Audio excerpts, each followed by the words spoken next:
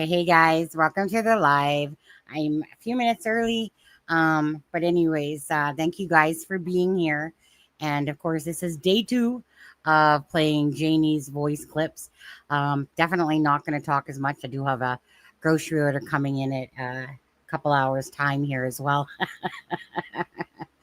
And but anyways, you guys, if you guys haven't hit that like and the share, of course, please do so for Jack and Lily, and always for the murdered and the missing. And in this case, we're talking about Jack and Lily.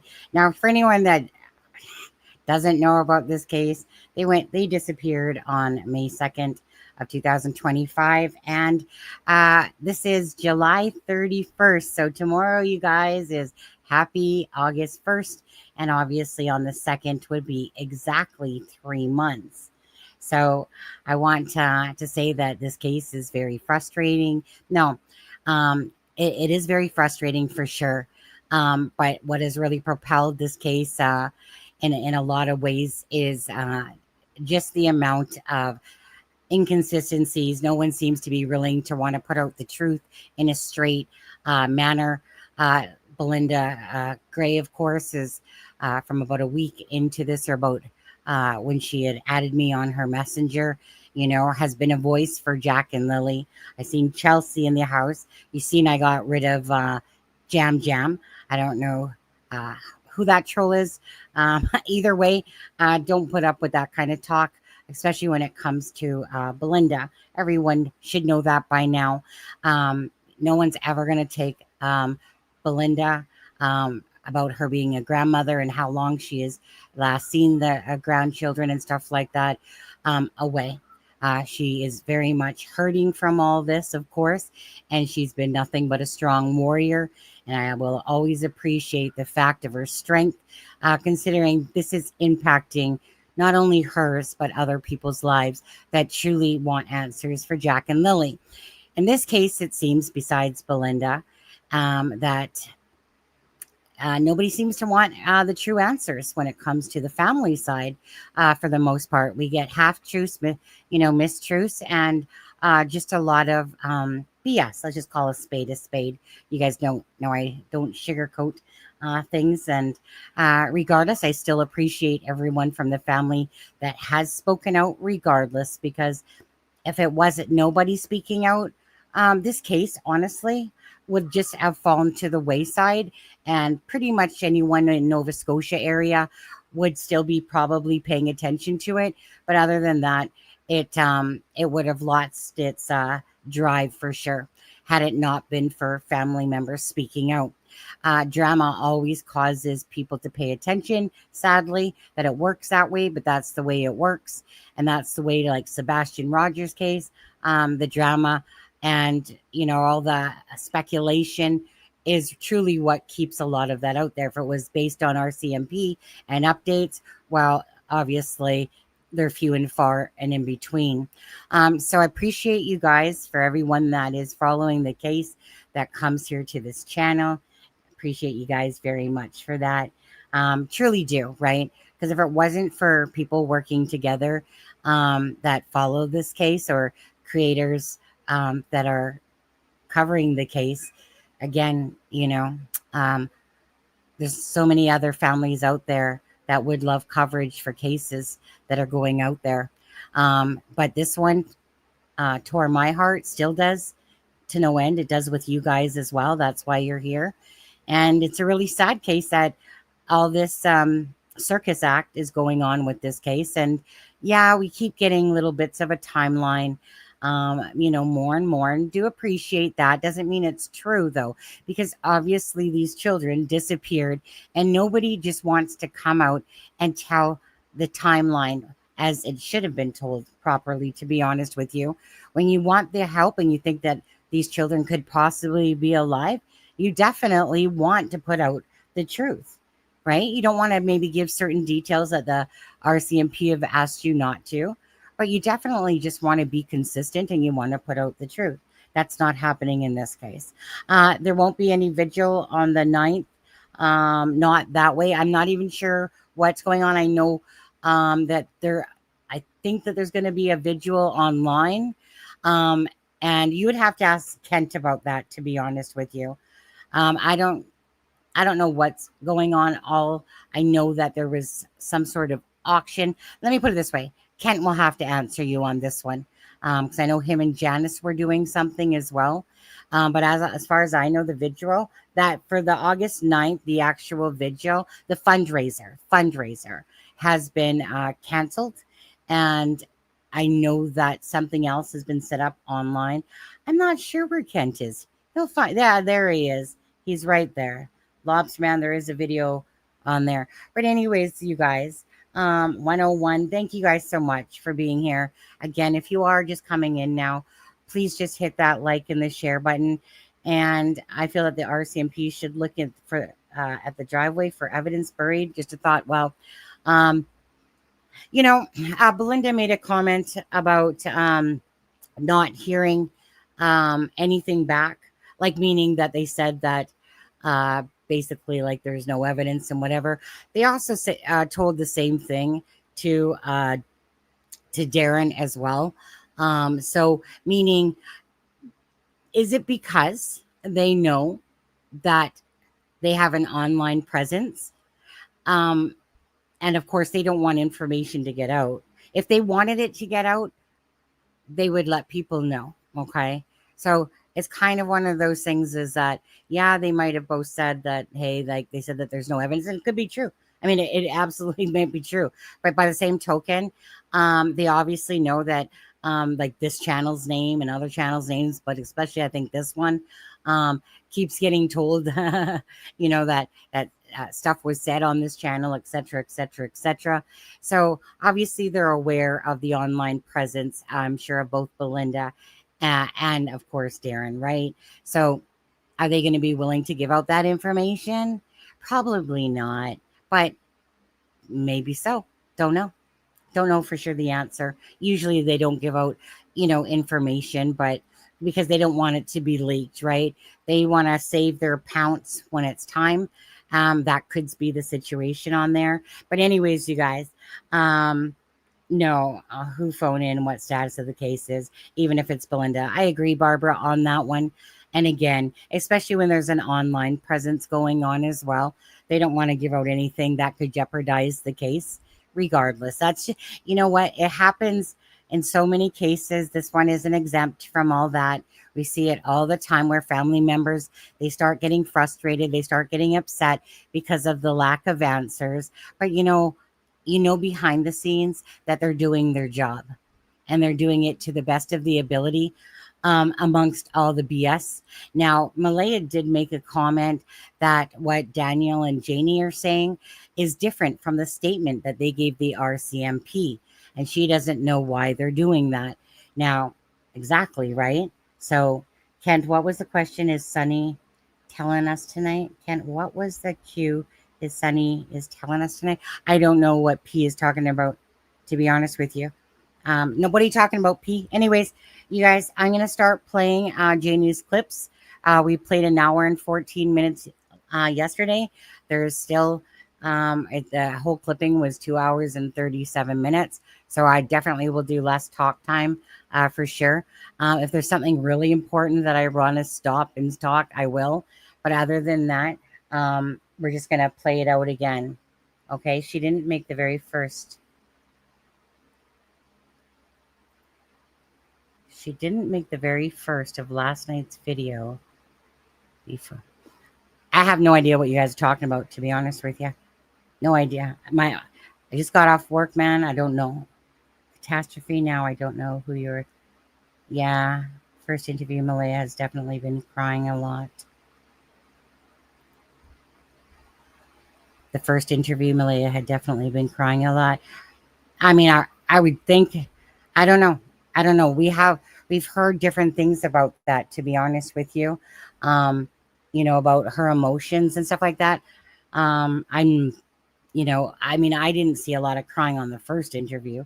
I saw the emotions of some tears trying to, come up there. But a lot of people have said that, she doesn't seem to have a lot of emotions. Even Belinda kind of said that she just looked like she was shocked and she wasn't sure, whatever. Anyways, all we know is from Malaya, we have the one video, and the 2 times that she sent messages from May 2nd and 3rd to Belinda. And then a few weeks later, she had spoken. And then apparently, like I said, she ended up blocking Belinda, sadly. And it's too bad because it's too bad. It's just too bad because this is about Jack and Lily, and it's not about trying to bring it about anything else, to be honest with you. All right. Anyways, guys. So yeah. So just gonna continue playing. Okay, guys. Started saying stuff. I wasn't in the mood to listen to arguments. I didn't want to fight because whatever was going on had nothing to do with Jack and Lily. That's when I ordered them off the property. The police came. I gave my statement of what I've done. Other than that, that's the only difference that I've seen in Malaya's, whatever you call it, the personality or whatever she changes. Sorry, in Malaya was that day. Now, this is me, myself. If my children were missing in the woods, or if somebody has taken them. Oh, I see. That person's not being sarcastic. Hey, happy. Why don't you go do something useful? Nah, I work hard. Thank you very much. I work hard for my money. And if people donate and whatever I want to do with it is my business, not your business. Why don't you donate all of your money? Why don't you create a channel and cover it? Anyways, nah, that's not sarcasm. That's just someone being an absolute bitch is what that is. So there you go. Right where you belong. Blocked. I love it when people say that. Yeah, please don't be. Yeah, you know what? You guys got wrenches. Okay, you guys got wrenches for a reason. And it's to boot little idiots like that out of here, okay? So what you guys got wrenches, use that dot on the side and sit there. Well, I mean, I'm the one that can actually hide the user. Do you have the ability to hide the user? Sunshine or Kent? When you click on somebody without doing it. Anyways, carry on. Thank you. I would be so hysterical. I would be running around, screaming and hollering, looking everywhere, crying, just like a normal person would be. That a mother. You can't tell me that you carry a child for 9 months and something happens to them that you're not going to get hysterical and you're not going to be crying and screaming and everything. Well, tell me. I would be. And another thing, I'm going to tell you something now. If something happened to my children, my boys, I would be so hysterical, even though they're 34 and 33. I would still be hysterical if something happened to them. Even though they're growing up. Mama will always be a part of their lives, no matter how old they are. And Mama feels for those kids. I don't care if my kid, if I'm 85 years old and my kid is 60-some years old, I am still going to worry about my children. And I am still going to cry for my children. So you just look at what I've seen and what you've seen on the tape of Malaya's interview. Does that look like a woman that misses her children? Please answer me that. If there's no more questions, I've pretty well answered everything that I could answer on my part. As I said, I'm not answering questions about Malaya, about Daniel. It's all about Jack and Lily. I told you what I've known and what I've seen. I hope it helps you guys, it ease your guys' minds.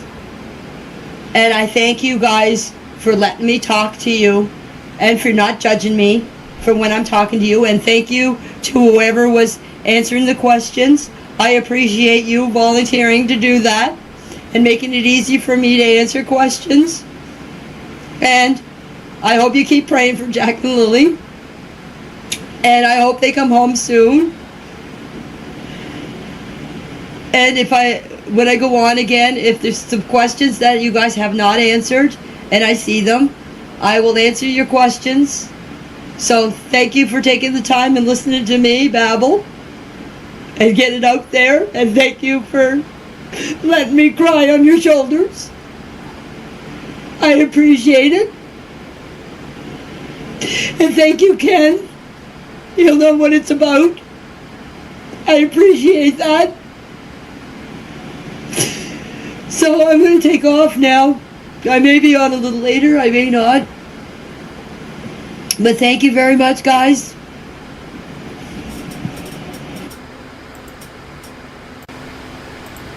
Oh, there's just one last thing I'd like to say. I don't know how many people are from Nova Scotia or Pictou County or whatever. I would just like to say this, and this is my opinion, but to Robert Parker and Tim Houston,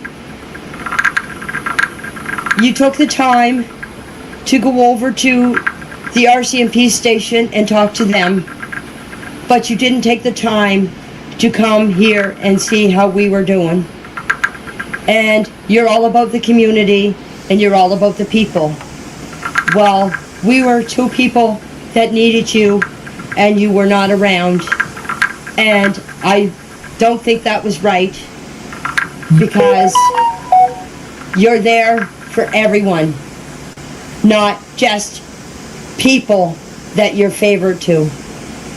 So if you hear this, or if you go into this chat, or whoever knows them, please let them know that I do not like what they have done.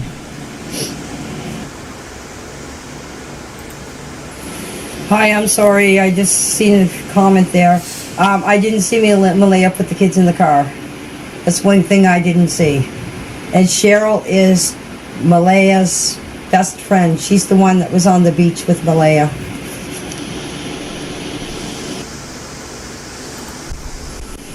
I apologize. I thought the picture of Justin and Daniel on the bike was taken by a drone, but if Cheryl says it was taken by Malaya, she's probably right. I wasn't around when the picture was taken.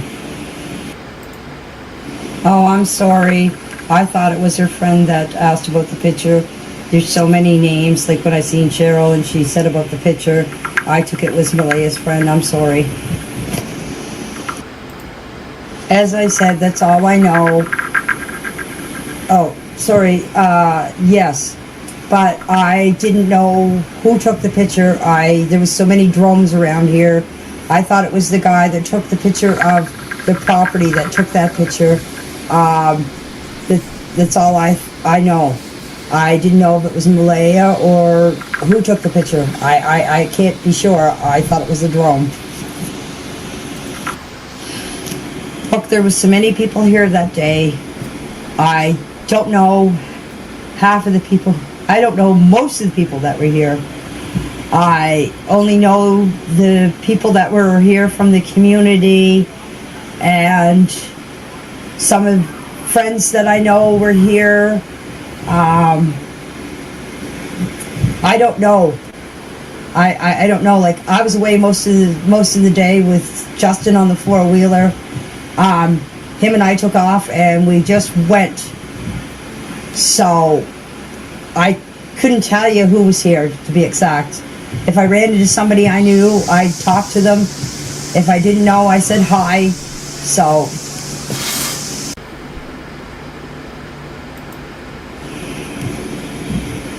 like I said, Malaya called me on my phone and I called her back and she told me to get back here as soon as I could. I don't know what was discussed between her and everybody else. I just know when I got back here, I went up and she was crying, I put my arms around her, and then Haley, and I think it was Shelby. I said, I'm not sure. Started accusations. I wasn't listening because I was so upset because I thought that she was calling me back to tell me that the kids were deceased. I said dead in my statement to the cops, but I'm sorry, I mean deceased. And then the next thing I know, all these cops, I think there was 5 cops showed up, and they took Malaya aside. Actually, Officer Mason took Malaya aside and talked to her. The other 2 people, I ordered them off the property, and an officer took me aside and got my statement. And after that, I left and went and talked to Daniel to see if he was okay, because apparently if you listen to Logan's TikTok or interviews on TikTok, she can explain more to you than what I know. So I know Daniel was upset, and I went to see him. That's when I left everything, and everybody took off. I didn't know where anybody was going or what was going on in the whole kerfuffle or whatever you call it. So I went and talked to my boy to see if he was okay. After that, everybody just left. So I don't know what went on. See, the way I thought is anything else that happened here that day was not important to me. I want to stress that wasn't important to me. The only thing that I was thinking about that day was finding Jack and Lily. And I spent all day, except for when I came here and had a little bite to eat because my daughter-in-law brought some food, and I had a sandwich, and then she took the rest of the food into the trailer, and the ones that were in there, all her family, ate all the food. Anything that anybody brought, they took it to the trailer and they ate it all. We didn't get anything. We had to defend for ourselves. As I said, it was like a family reunion. They were in there talking and laughing and going on. So, and the only time that I went into the trailer is that time when I seen them all laughing and carrying on, was to tell Malaya that Justin and I were going back out to look for the kids. And she said, do you want me to shut the chickens in? That's the only time that I set foot in that trailer all day. Except for when everybody left and the police officers came and asked Daniel about the pink blanket. I was there when they went out to the garbage can and took the pink blanket out of the garbage. Other than that, after that was over, nobody else was around. Everybody left. And I just sat in the trailer, and some of my friends came and asked me how I was doing, and they were very supportive of me. And God love one of the girls that was there, one of the friends that was there. I had a tick bite on me, and it was starting to get, this was on Saturday. I had a tick bite on me. God love her. She went to the pharmacist and got me pills because I wouldn't leave the property. I never left the property all the time those kids were missing. And after the search, I still don't leave the property. I may go to town maybe once a week or once every 2 weeks. I stay here and tell reporters to get off my property because I don't want to talk to them. And I'm a homebody. I'm like a hermit. I don't go anywhere. I kind of did want to stop and say something about that because I was thinking about this, and I've thought about it a couple times, but I mean, imagine when people see Malaya, Daniel, Janie, even Cindy perhaps, maybe not as much them, but Daniel, Malaya, and Janie, especially. You gotta know that no matter if they're in town or somewhere, that people are going to be talking about them the moment that they even recognize them at all.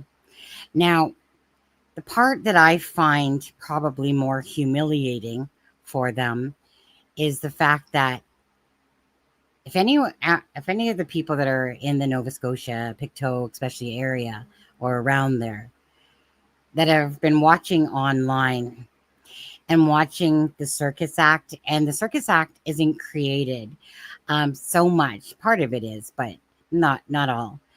Most of the Circus Act is created because of the inconsistencies. The fact that the mother, Malaya, left the property on the 3rd, and nothing was ever said up until the other day. Now, again, when you're pushed into a situation where 2 children are missing and they're hearing inconsistent stories, and I mean, people aren't morons. So let's just put it that way, okay? I mean, the humility to me of anyone that's online watching this case, paying attention to this case, and knowing full well that the whole timeline and telling the truth is what I would deem a humiliation thing. But probably Daniel or Janie don't even think about it that way. I don't know, but maybe Malaya, I don't know, but they have turned this case into the Circus Act that it is, regardless. It doesn't matter what true crime, I mean, granted, there's some bullshit AI videos out there and that, but it's because of the lack of transparency. And when you're talking about 2 children that are missing and this Circus Act is going around because of them, okay, let's just be fair, because of them, that's what's, I can only imagine the talk, if they're even in town, that everyone's kind of side-eyeing. I think it seems to me like at the start, not so much, but they're kind of thinking something's up. But as this has gone on, people are definitely thinking something's up, and that a lot of these people, in my opinion, that they're just outright lying. And it's embarrassing. I would be so embarrassed if I was trying to tell the truth and the truth can't seem to be told in a straight line, and it's inconsistencies, and I don't know. I just find it like I would want to duck my head if I had to deal with the online, portraying me in all these ways all the time. But it's not because we wanted to. It's because it is what it is, right? Their storyline crash and burns. There's no consistency to it. It's like pulling teeth. And anyone following a missing kids case knows that when situations like this arise, it's because the truth isn't being told. It's that simple. So if the truth isn't being told, why isn't the truth being told? What possibly, in my opinion, is the cover-up going on here, right? And so, to be honest, they should all be embarrassed for how they're handling the situation of Jack and Lily. It is an embarrassment, to be honest with you. And I mean, it's their lives. They have to live with it, and they have to live with any outcome to it. But regardless, this case, especially in that area, they're not doing themselves any favors by what they've done at all. They've made everyone, or a lot of people, really look at them as if they are suspects, in my opinion. And I can't get around all these people that are trying to claim that they're there for Jack and Lily, and that they think Jack and Lily are alive, and they ain't doing diddly shit to put it out there about Jack and Lily. I mean, thank you again, Janie. Over 2.5 months. Thank you so much for speaking up, for finding it, because obviously it only took you 2.5 months and stuff like that. And I can't, like, Daniel has been putting himself out there regardless of the inconsistencies, okay? So it's not like he has not. Now, whether that definitely be non-truthful or truthful in certain parts of it, he has been keeping it out there. Now, one always does have to wonder, now, if he is a full-blown type of narcissist, is he putting it out there because he just likes the attention, you know? Or will it ever come to fruition that he, I want to say, was telling the truth all along, but how can I say that knowing that he hasn't been truthful, right? And Malaya, well, obviously, again, she's not spoken out. And again, this isn't to hurt someone's feelings. I mean, it is what it is, you know, again, right? I mean, they're not our children. I mean, we take care of them like they're our own to be a voice. But these family members, right, excluding Belinda, these family members should be speaking up. They should be using their social media presence, especially if they think that they have been hidden, you know, and someone has took them somewhere.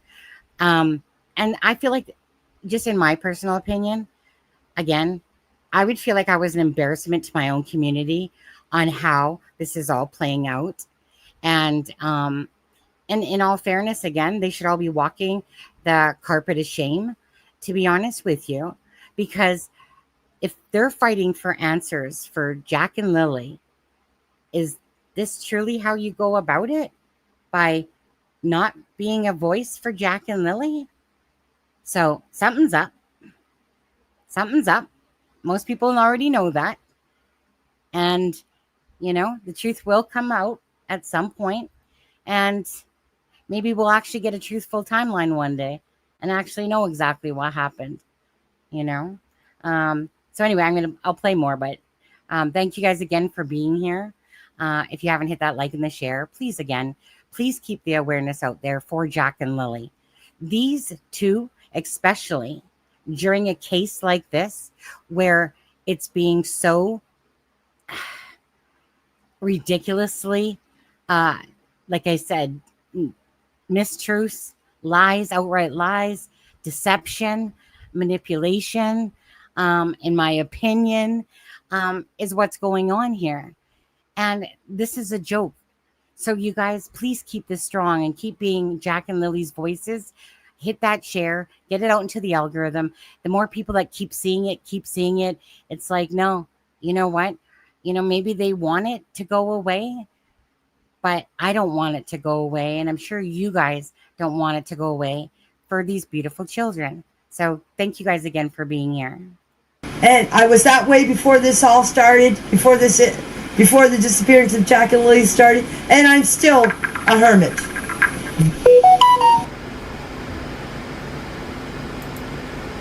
Oh, there's one thing that I forgot to mention. On my interview, and I'll tell you now, on my interview about the sliding door, the lady that did the interview, her name is Allie, very nice lady. She was the one that opened the door. I asked her to do it for me so everybody wouldn't think that I was doing something to disrupt this investigation, or people saying, oh, she opened it up lightly, or she did this, or she did that. I got Allie to open the door twice. So, she was the one that opened up the door.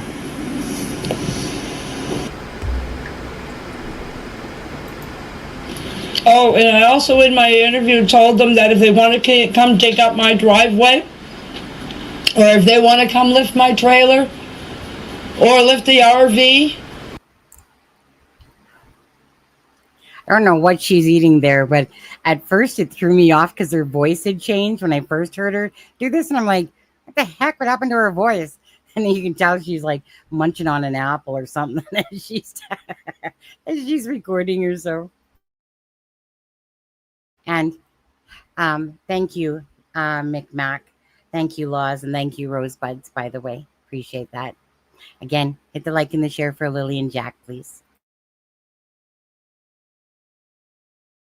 Or anything they wanted to do. They were more than welcome to come and do it. I have nothing to hide. The kids are not here on this property. But they did put a drone underneath underneath the trailer. They had an army guy come in with this great big drone that they use, and they put it underneath the trailer.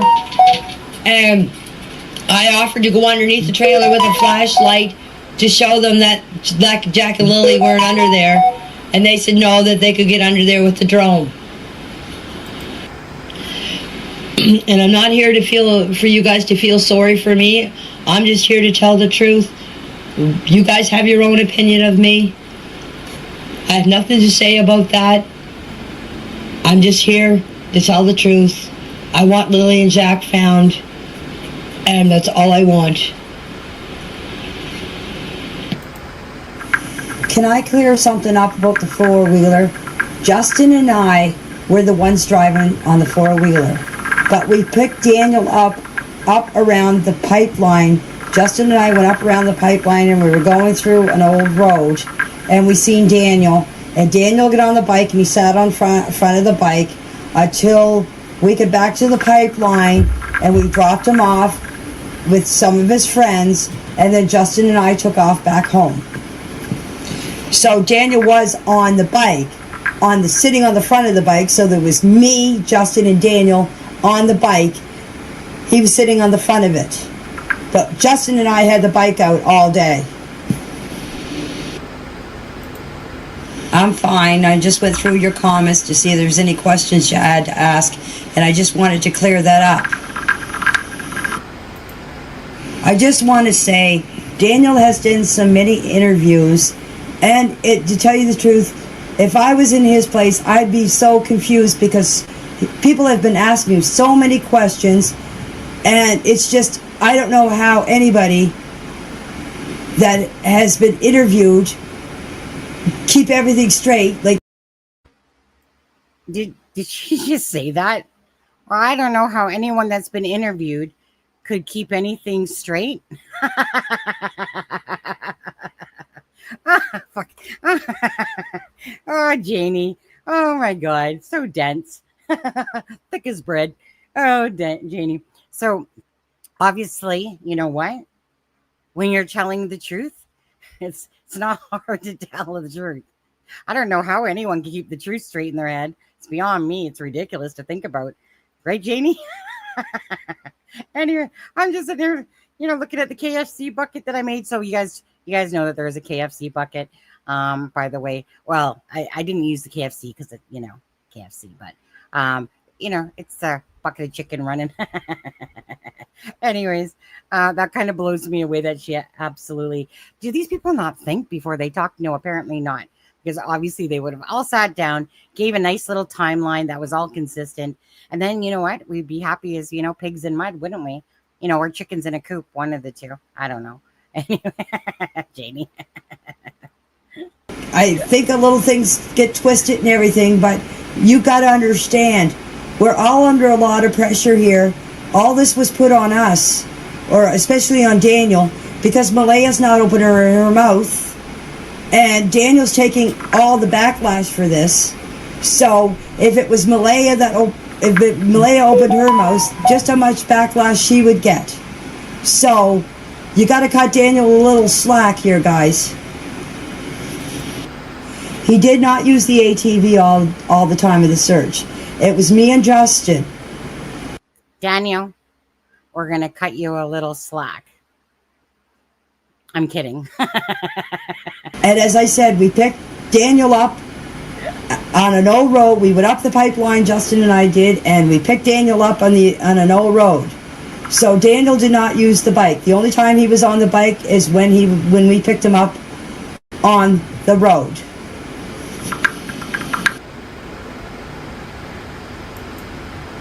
And believe me, it's my four-wheeler, and believe me, I don't let Daniel drive my four-wheeler, believe me. And yes, he is telling the truth. The bike did have a wiring problem because the mice got into it and chewed all the wiring off of it. So that's why it wasn't used neither until it got fixed.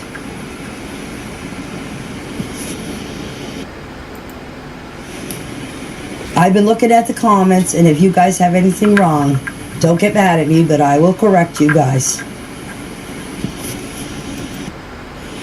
If you go back at the screenshots that Malaya sent Belinda, you will find the time of when Malaya told Belinda what time she called the 911. It's all in her messages to Belinda. No, Daniel did not drive the ATV.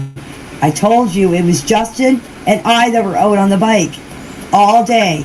We picked Daniel up on the pipeline on an old road. We went up, Justin and I went up the pipeline and we went off on an old road and we found Daniel there.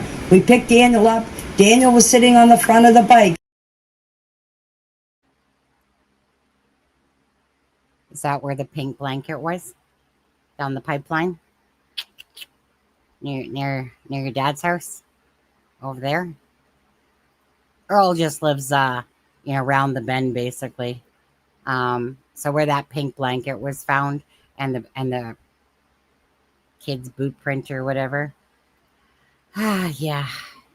Darn pink blanket. How did it ever get put in a tree? Must have been some big ass crows that came by. Little herd of them. Shouldn't say herd, a flock, I suppose. Or an eagle. Maybe it was a Canadian eagle. Must have been. Came up, dug in that garbage, threw it in the tree. Crazy, right? Now, I know that Daniel does say that there's 2 blankets. And that could be true because people keep showing me a picture of a pink blanket in the window of the trailer. And so, I mean, it could be true that there was actually 2 pink blankets because I can't really see one that the blanket was, well, that gets kind of twisted too because people say, well, they were using it to cover the window up, right? Now, who knows? Maybe that's the actual other half and in the garbage was a piece and in the other, who knows? Who knows what the heck? I don't be using freaking blankets to use for window coverings myself, but who knows exactly? But I believe Daniel did say that there was 2 blankets. So who knows? Who knows the truth on that? But I'm sure that blanket, I'm pretty sure it just didn't pick itself up, fly down the road and go, oh, perfect spot in that tree there. Just saying. That's when he lied about, okay? He knows he lied about it. Darren said, he said he lied about it. And the reason why he lied about it. Daniel, how can you forget the truth? Your mama's right. Your head must be confused. So there was Justin, me, and Daniel on the bike, and we drove Daniel back to his friends that were on the pipeline, and Justin and I came back home.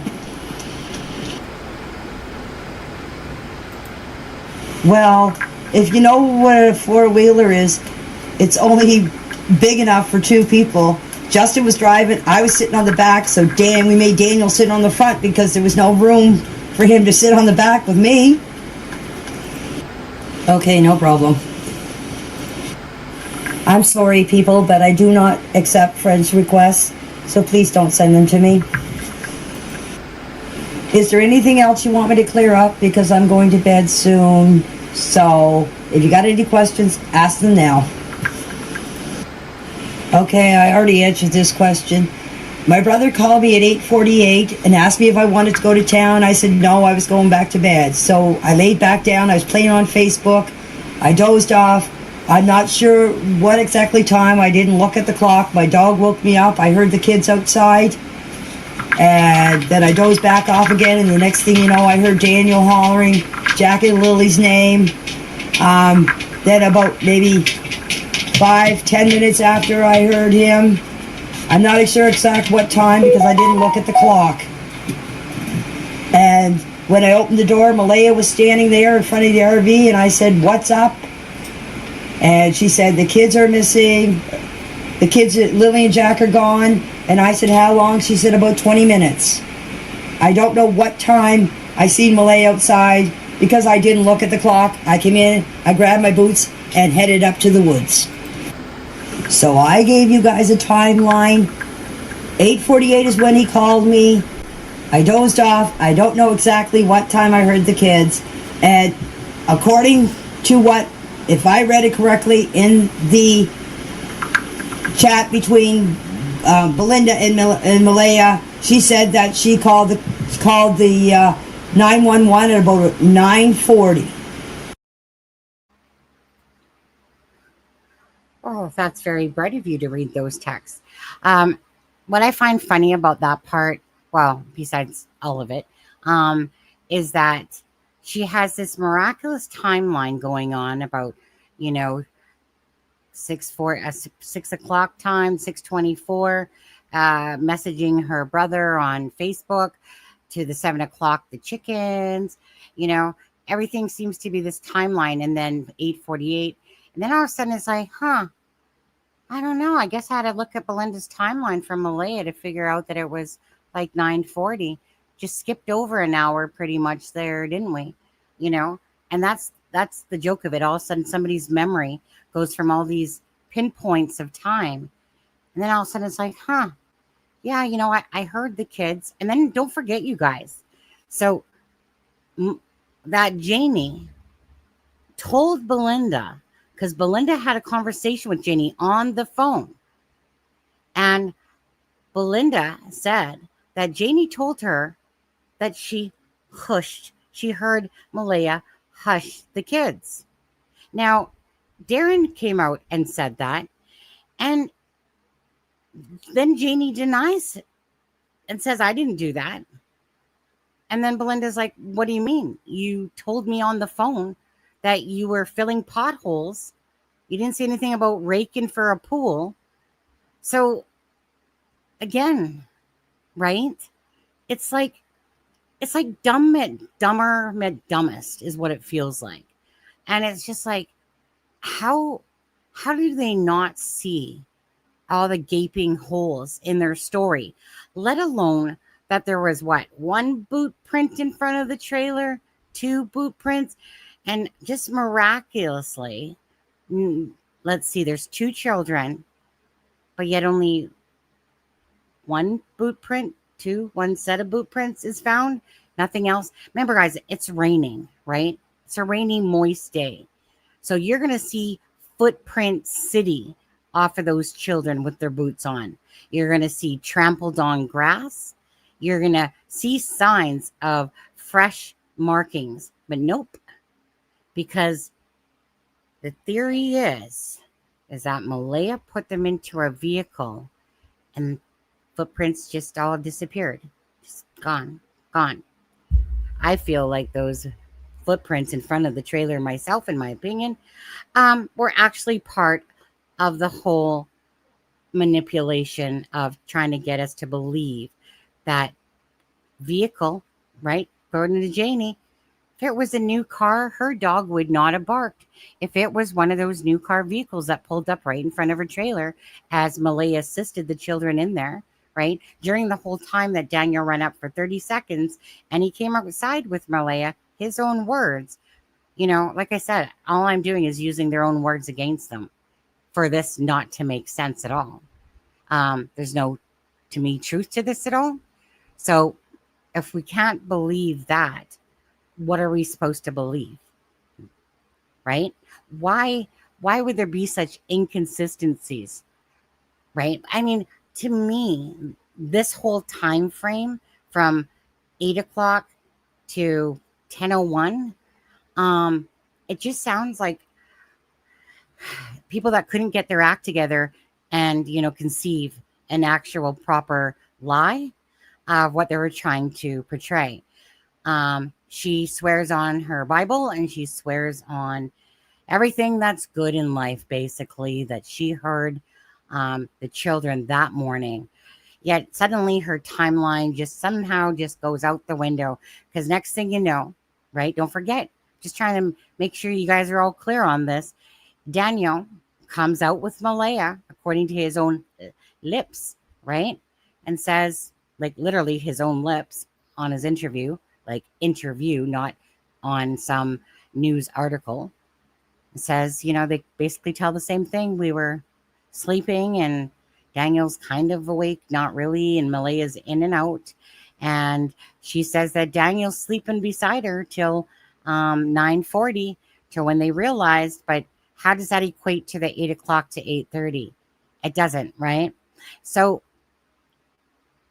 I feel like it's almost like when you are coming up, in my opinion, with a story and you kind of think you got the gist of it together, and then you realize you need to backpedal and you need to try to make it sound still inconsistent. And they've done such a bad job of it to me to make it sound consistent, because we all know that there's no hope in hell, that from 9:40 to 10:01, when they came out of the home, within 20 minutes, thank you, Janie, for saying that you know those roads and that there's no way a vehicle could have come and, took those children, that they're not in the woods, Janie, you said. So leave it then to you guys, Janie, you, Daniel, and Malaya on there. So again, Daniel, he obviously must have been walking backwards down that fort, obviously, as he, didn't see Malaya put the kids in a vehicle. They didn't see the car leave. They just saw Malaya holding, of course, baby Meadow, looking like she was caught with cookie jar. Make any of that timeline make sense. You can't, because it doesn't seem true, in my opinion. And it's just a bunch of BS. So we're not stupid. We didn't fall off the turnip truck yesterday. They can try to sell ice to the Eskimos, and they can try to shovel shit about 10 feet deep, and we're still not going to buy what they're telling us, because there's lies, there's manipulation, there's deception going on. We know that. We know that, right? And that's why we can't get a consistent timeline. So you guys can keep preaching to the choir all day long, right? About how truthful you're being, right, Daniel? You're telling the truth, right? Well, we know you're not, so we take that away. Malaya, well, we don't know what her truth truly is. She's given some details, maybe I believe Malaya absolutely, definitely has more truth, and that she's minimizing certain things. And I'm pretty sure she's minimizing with the relationship with Daniel. And I also believe that Janie there, sorry, Janie, you have constantly talked about yourself and how much you really care about Jack and Lily, and yet your ass took 2.5 months to sit there and proclaim of the 0 pictures that you have of these grandchildren, but you love them so dearly, and that you would not leave that property, and your son, he does nothing wrong. All I'm seeing myself, regardless, is everything that's coming from Daniel and Janie is nothing but a hate attack, in a sense, on Malaya. Everything to discredit her, to make it seem like Malaya took the children, put them in a vehicle. Still don't know what happened to the children, but that's all they've portrayed this entire time. Daniel, you're so amazing. I don't know how your mom didn't clone you, to be honest, because obviously you're the perfect child that would never, ever hold Malaya down, shove her into a wall, call her names or anything like that. Damn that waterfall, right? Somebody actually showed me a picture of a waterfall today that's in Wentworth. I'll show it to you guys later. Anyways, sorry I'm behind in chat on that. Belinda, love you. Nice to have you here as well. Chelsea, I know you're here as well. So thank you guys. If you guys haven't hit that like and the share, please do it for the children, because their family members, besides Belinda, okay, well, and Daniel, can't seem to be a voice for the children. So we're gonna have to be their voices and keep being their voices. So thank you, everyone that follows this case, that cares about Jack and Lily and truth. They're 2 beautiful children.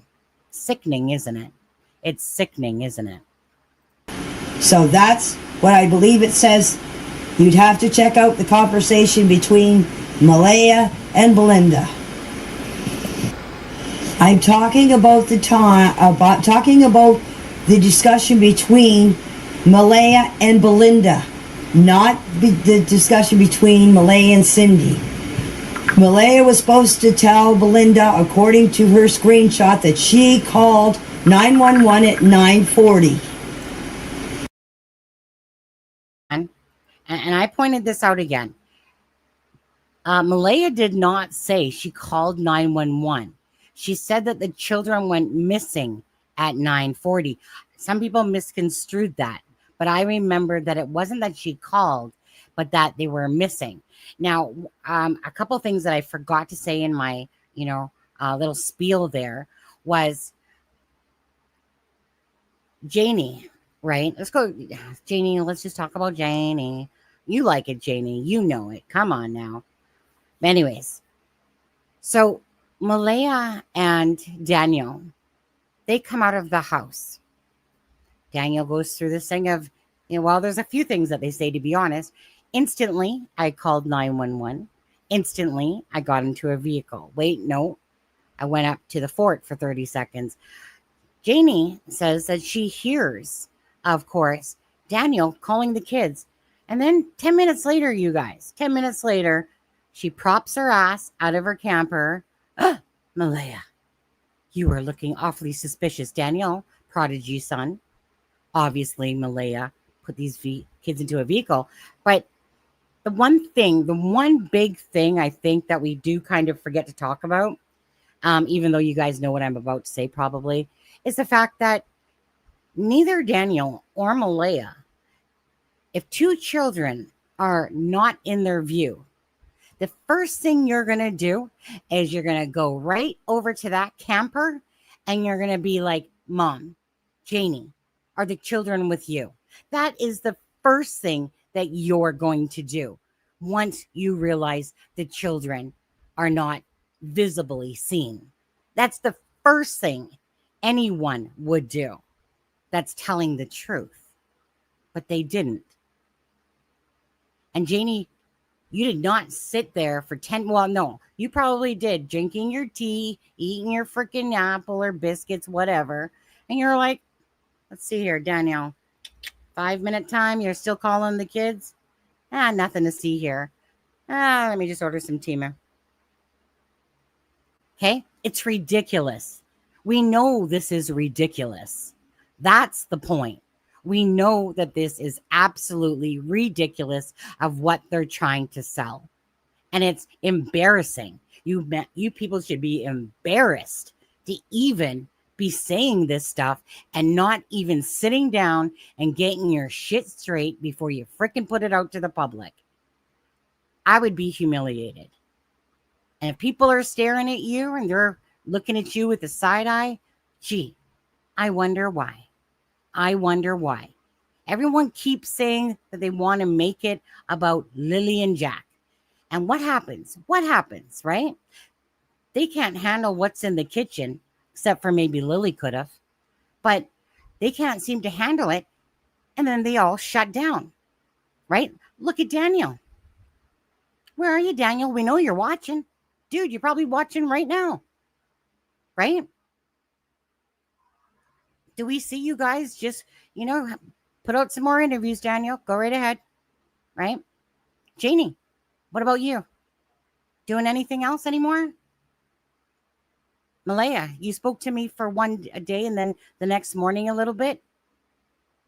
Then I don't hear from her again. But you guys are all fighting for Jack and Lily, right? Correct?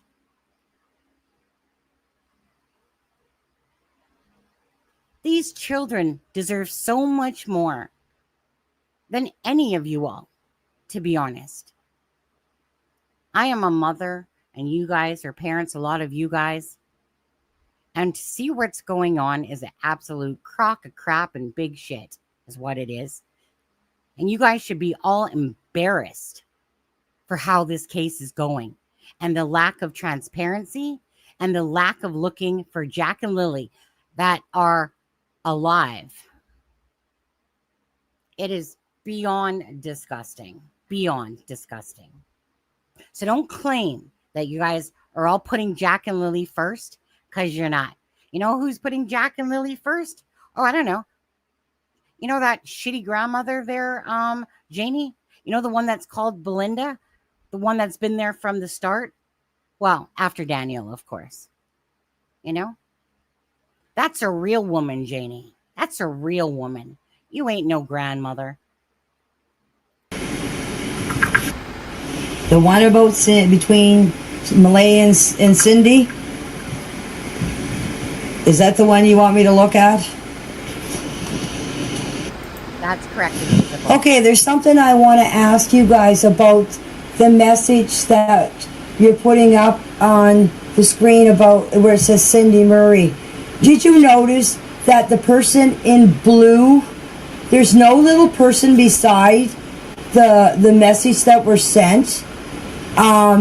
Usually when you message someone, the picture of the person comes up at the bottom of the blue. Malaya has the same phone as me, and whenever I message somebody, my little picture comes up at the bottom of the message. So you see where the blue is lit up? How come there's no little person on the bottom of the messages?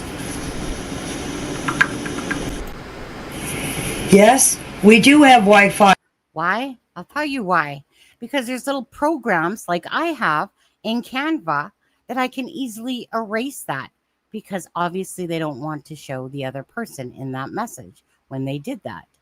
That would be the reason why. But you would have to know computers, programs, and stuff like that. So that's why, Janie.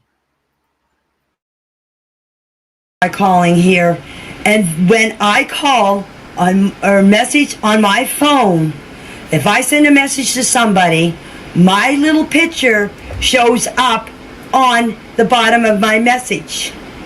And then when somebody messages me back, their little pictures show up on my messages.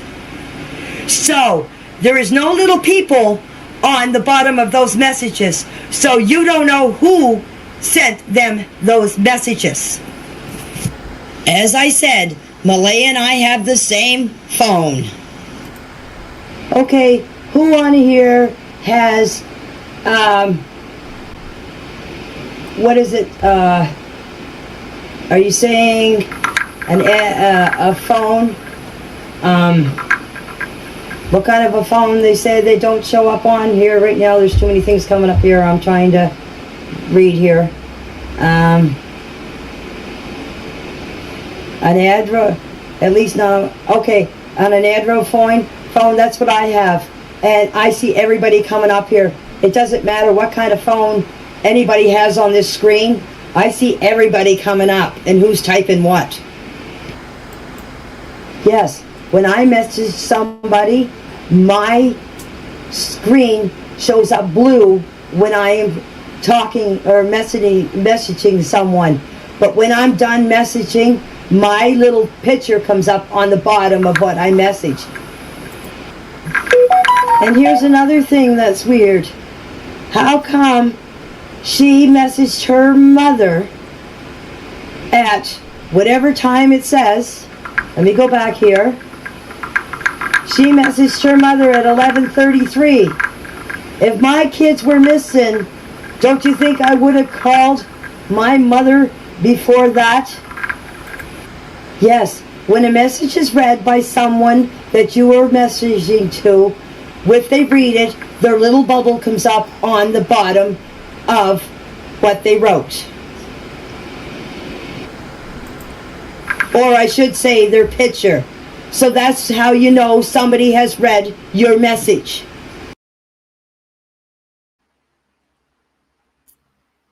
I think the bubbles say a lot, don't you think?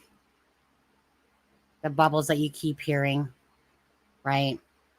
It says a lot about who's messaging, she's reading. This woman doesn't know shit about phones, obviously. She didn't know how to use a microphone on that. Well, mind you, a lot of people don't know how to do a voice clip. But in saying that, it I mean, I can guarantee you that before that particular message we saw, when Cindy is saying that she's on her way, talking to Malaya, guarantee you there's a message before that. Now, Daniel says that the cops arrived about 12 minutes after the 911 call, and that Malaya's mom, Cindy, arrived just a couple minutes after, right? Obviously not true. So did an hour of time feel like 1 minute on that one, Daniel? I'm not really sure what's going on there, but I can guarantee you that there's going to be some messages before that. Maybe there's a reason, right? Maybe, like a lot of people, you just think that the children are going to be found. Maybe Cindy was in the middle of doing something and said, you know, just going to head back home. Who knows? We don't know for sure. You know, I just think a lot of them, including Cindy, right? And sorry, I'm not sorry, actually, Wade, that you got, that you sat there and opened up your mouth to a stranger. Tint, thank you.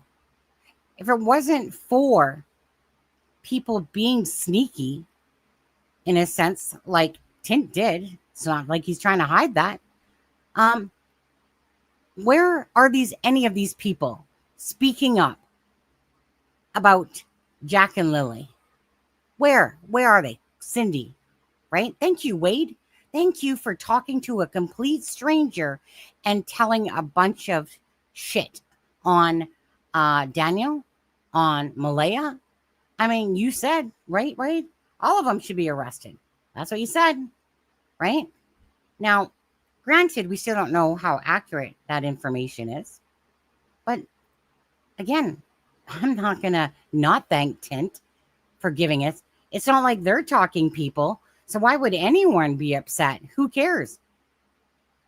You know, they're playing a game. So why preach it if Tint got that information playing a game and using it to his advantage? Because those people certainly aren't talking about Jack and Lily. Right? I mean, the bottom line is, it's not like they ever had to come out and go, you know what? Here's all this, here's all that. No.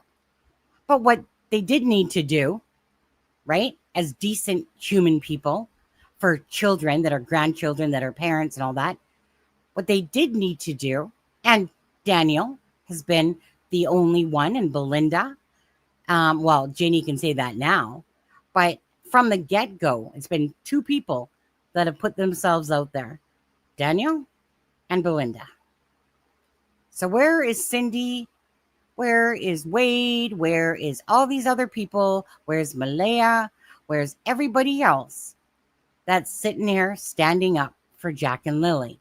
Because all they needed to do was stand in front of camera and say, please help us. That we need the public's help. That these two beautiful babies of ours, or grandbabies, need your help. That's all they needed to do. Right? But no. We're going to kick off reporters off of our yard. Right, Janie? Right, Cindy? What does that tell you? What does that tell you about how this case is? It says an absolute shit ton to all of us, doesn't it? Because again, who are they trying to kid, in my opinion? Right? So I thank Tint for that information. I thank the family members, even if they came out just to call out Daniel about meth. Haley, right? You know, Cheryl talked. You know, Malaya's talked recently. Again, grateful still. But where is everyone that's claiming that these two children are probably still alive? But they can't stand in front of a freaking reporter for CBC News and sit there and say, please help us. You guys know the reason why. You guys know it. They know it. And as I said, it's says on there 11. Sorry, I have to keep going back. It says that she missed a call at 11:33. Okay? Why would she wait so long if the kids were missing and she made a 911 call to about the kids? Why did she take so long to call her mother?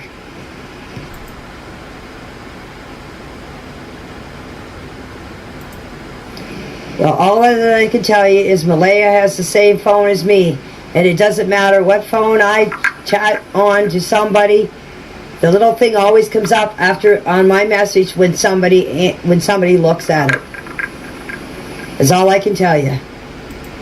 And here's another thing too. I called my brother at 10:19 to tell him that the kids were missing.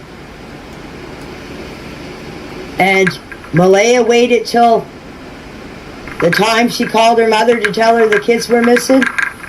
And I got on the phone and started calling my brother right away. And by the way, on my interview, the cameraman took pictures of my phone and my name on my phone to prove it's my phone. And he even took a screenshot of when Malaya called me when I was on the pipeline and told me to come back here. Well, why send a screenshot to you guys or to this chat showing when she made the phone call to Malaya? Shouldn't it be when Malaya made the phone call when the kids went missing? Okay, here's another thing. If I got a phone call from someone, from my daughter saying my kids were missing, wouldn't you leave right away to come over to see your daughter and be there for her when she needed her? Not like an hour and 33 minutes said that she was leaving then. Nothing happened the night before. I already told you. I heard the kids here Friday morning. Nothing happened to those kids Thursday night. Friday morning I heard them. I just love it when I put on a message here and then I see all these little people just lining up to hear what I have to say. I'm sorry, I can't answer your question, Vanessa, because I do not know where the kids are, so I can't answer it.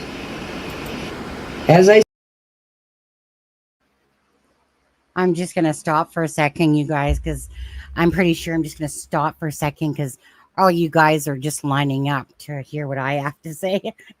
Tickle me pink, like a little pink blanket. Tickle me on there. Right. What the? I just love being in here. All you guys are so welcoming. You're just all lining up just to listen to me. Yeah, tell the truth. Yeah. That's what we're waiting for, Jeannie. But such a special place, wasn't it? Such a joke, right? Anyways, if people are confused about that, I just want to clarify again for anyone that's missing that. So the text to Malaya, from Malaya to Belinda, it said that at 9:40 is when the children went missing. It's not when the phone call was. The phone call was, in fact, as we showed, because Lana had sent in from the family two things. The one of the 911 phone call. So again, very gracious for again, family providing that, and also to the Cindy saying that she's on her way because, you know, Daniel said that it was right there. Hi, Belinda. Well, you know, Belinda, can I just say 1 second? I think that might be 1 sec. I just gotta see 1 sec.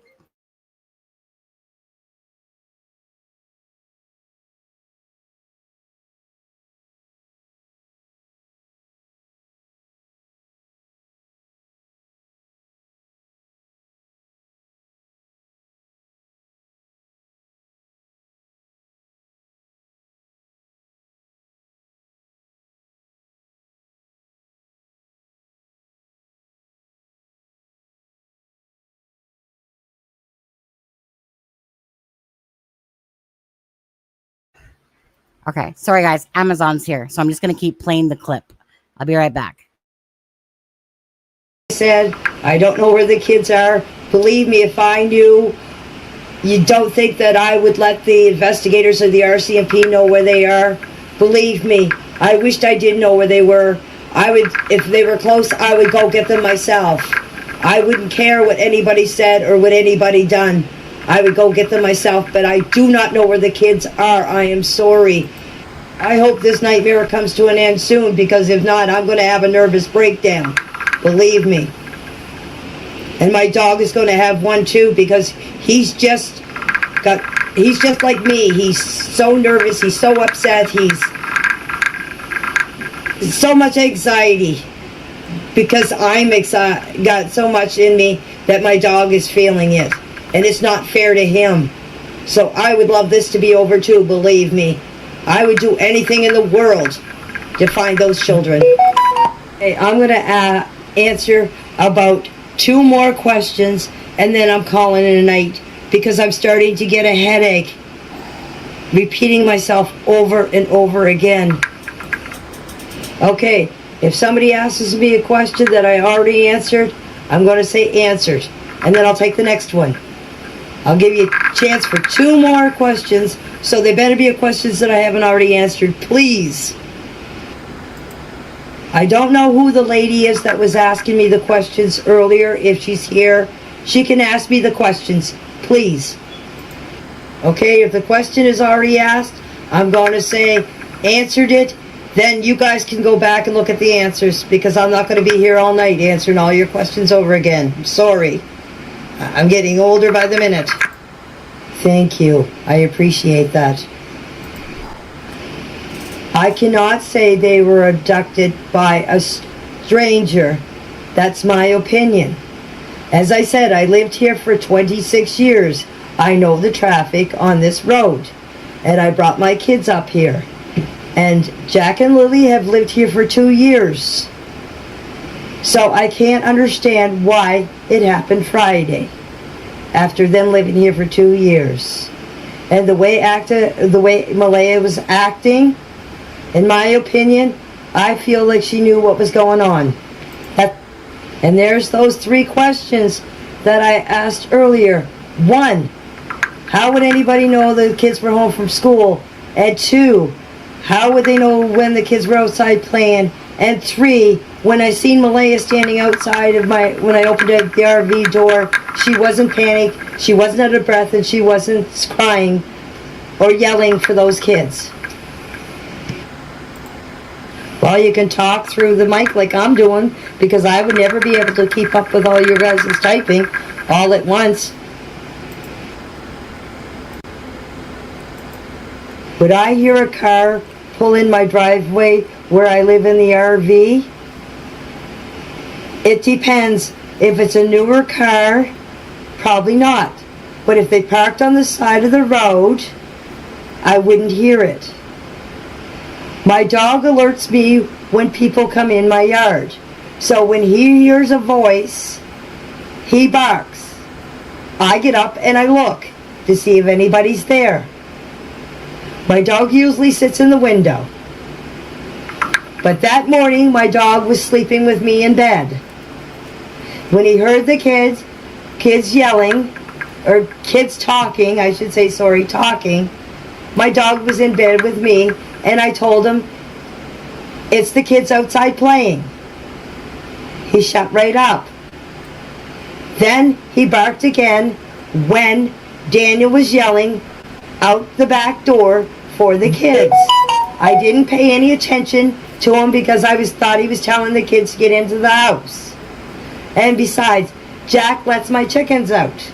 And I let my chickens out at 7 o'clock that morning.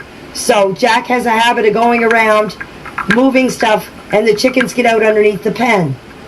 So I thought he was yelling at him about the chickens. We've been saying that from the beginning. She only made one interview since that day when the kids went missing. She hasn't opened her mouth to anybody else, as far as I've known. We can't get any information out of the investigators. We've asked, but he says that they cannot tell us anything about their side of the family, what they're doing with them or what they are talking about or anything, because it has nothing to do with us. Just like they cannot tell them anything that we have said or we have done. So, if you want to blame anybody or anything, blame the RCMP and the investigators for not putting out a report on what has been done so far in this case. To answer your question to that, what do you think my motivation is for Malaya doing this? I can tell you this. I'm not Malaya. I don't know what Malaya thinks, and I don't know what Malaya does. So I don't have any idea what her motivation would be for her doing this. That's a question you have to ask Malaya. As I'm going to say to everyone that is listening, I live in my RV, they live in the trailer. What goes on in the trailer is their business. What goes on in my RV is my business. It would be a different thing if I lived in there. I would know what was going on in their lives. But where I live out here, I have no idea what's going on in there. Yes, Cindy has been to this trailer, I would say, at least 3 to 4 times that I know of. And I've talked to the lady once since she's been here. She's never been to any birthday parties. When she does come over, she has taken the kids, I believe once, maybe twice, I'm not sure, taken them, both of them, but sometimes she only takes one kid at a time because she can't handle both of them at the same time. So I never really, I'm going to say 3 or 4 times, I don't know, could be more. I never really took notice how many times she was here because, hell, it's none of my business when she comes and when she goes. I know Patty has been here a lot more times than Cindy because Patty has never missed a kid's birthday party. And when Malaya and Daniel moved into the trailer, Patty came over more than Cindy ever did.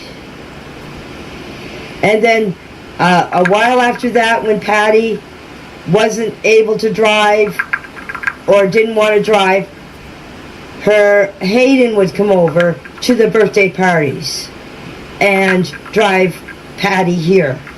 So Hayden has been here at the trailer. I will answer your question. No, I did not see Malaya at the end of the driveway.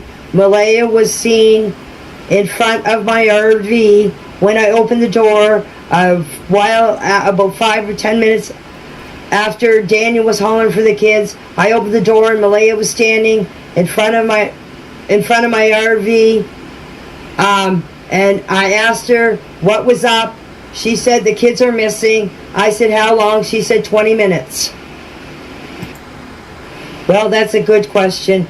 I wished I knew a way to get Malaya to talk, but there's no way you're going to, because wherever she is, she's got people watching her or people telling her what to say. I don't know. I can't tell you how you can get to Malaya. I really can't. Her friends are not only saying what they want to say, and it's usually towards Daniel, not what Malaya want, or not sticking up for Malaya, because if they're asked questions, they just say, oh, Malaya wants her time to herself. So I don't know how you're going to get to Malaya. Believe me, it's been, since I did my interview on Thursday, my chest has been lifted so much, because as I said, I had this inside me for 2 months, because the investigator said that keep quiet due to the investigation. They even got after Daniel for speaking to the press and everything, because they were scared that he would say something that would interfere in the investigation. That's all I can tell you. That's why I kept quiet, because they told me not to say anything. And then as I said, I got fed up with it. It's been 2 months since this happened. I told the investigators everything that I am telling you guys. I told the news press, everything that I'm telling you guys. And I've just had it because there's no updates on what's going on. And it's just frustrating me. And I just couldn't deal with the stress anymore. So I had to let it out. I don't give a shit if I get in trouble for what I've done or not. If they want to haul me away for doing saying something to harm their investigation, let them come and do it. Right now, they got to find Jack and Lily. They got to stop pussyfooting around and start looking for Jack and Lily. They didn't take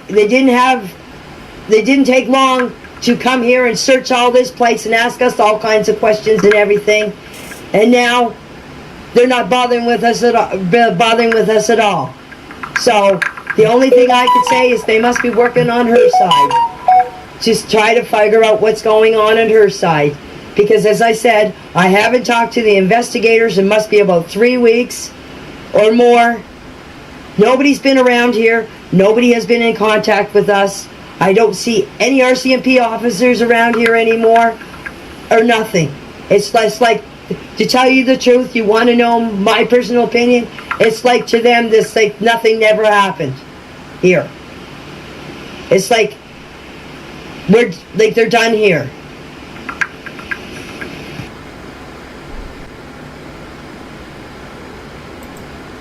I already asked that question about my knowledge leading up to the disappearance. I've already answered that question.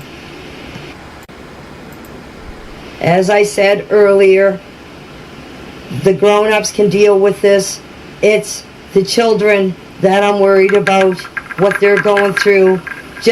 I was saying today to somebody, just think what little Jack and Lily's going through. Why? Where's Mommy? How come I can't see Mommy? Why is this happening to me? And then there's Meadow. Meadow can't see her brother and sister. And as I said, when she sees them, she's only small. She's only a little child. But when she seen Jack and Lily's face, she lit up like you wouldn't believe it. And then there's my other 2 grandchildren. They played with Jack and Lily out in this yard for 2 years. I watched them play, and now they don't know what's happening. They don't know where Jack and Lily is. They don't know what happened to them. It's the children that I'm worried about. As I said, us grown-ups can deal with it. It's the children that's having the hard time with it. As I said, I am going to tell you this. And I said it before, what goes on in Daniel's life has nothing to do with me. I don't care what he does. I don't care where he goes. I do not question the boy, what he does, where he goes. As I said, I'm a hermit. I stay here. I don't interfere in his life. I don't interfere in my kids' lives at all. Whether it's Daniel or it's Justin's. They live their own life. I live mine. So to answer your question, I do not know. Okay, group chat, if there's no more questions, I'm going to say goodnight. And thank you all for listening and not judging me and letting me cry on your shoulders. I really appreciate it. But now I'm starting to get a headache because I've been here on her most of the day answering your guys' questions. And I think it's time for me to hit the hay. So I say goodnight. Good night. Thank you so much for... I, for one, will not be taking screenshots or repeating anything I see or hear in... Hey, people in chat. Yesterday I mentioned a couple of people in this chat. I mentioned Robert Parker and Tim Houston. Now, get this. Someone in chat or somebody must have said something, because I just had a visit from Robert Parker. And I had a few words with him. And I said to him, after 2 months, you're finally coming to give your support to us. And he tried to make it up an excuse. Oh, I was busy. No, that is no excuse. You're there for the people when they are good times and having good times and having bad times. You're there to support them. And after 2 months, he finally shows up to ask if we need anything. So there is your I think it's your MLA or whoever he is. I'm not sure. But there you go. But it's an awful coincidence. After me mentioning him on this Facebook that he shows up to see if we need anything. And you know what I did? I told him to get the F off of my property. And you know what he said? He babbled and said, oh, all right, all right, all right. And he finally got in his car and left. So whoever mentioned about if it was on here, but it's an awful coincidence that he shows up today after me mentioning it on Facebook. So whoever said anything about that, thank you very much. I had my say, and I'm very happy that I had my words with him. I have to leave for a few minutes. I'm getting a phone call, so I'll come back and answer your questions when I come back. I don't know about that because I started watching the TikToks of Sunny and of Dolly. I'm sorry, I can't stand Dolly. And to tell you the truth, I can't stand Sunny's interviews now. I don't watch them. After what she said about me, I don't go on them anymore. That's a question you would have to ask Darren why he said what he did. As in my opinion, Darren is telling the truth. Okay, this is bullshit, Janie. I thought me and you were like this. I got some Timu plans in your future. So you better be a little bit nicer to me. And you know damn right you're watching because you actually referenced that the other day that you were watching. So I call bullshit right there. You know you love it, Janie. You know you love it when I say sweet things about you. Stop lying. Maybe I should stop lying. And we'll call it even. Oh my God. No, Janie, I think you should take some of that back. I think that as a whole, Janie, honestly, to be honest, seriously, I could get you some good deals off Temu. And as for rum, what? Rum? Charmaine? What? Rum? Vodka? Your choice. We'll help you out there. Don't worry about that. I bet you right now she's sitting there plowing something back, perhaps. Janie? Tea? Spiked? Okay, I can't. Oh, Janie.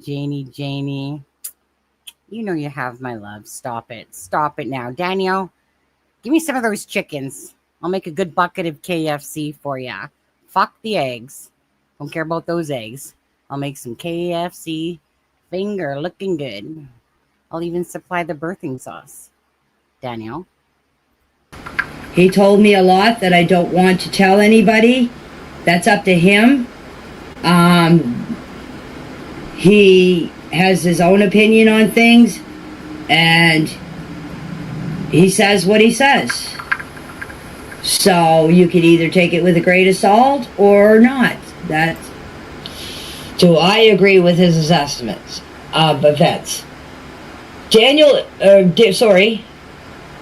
is close with the family on Malaya's side, and he is close with Daniel.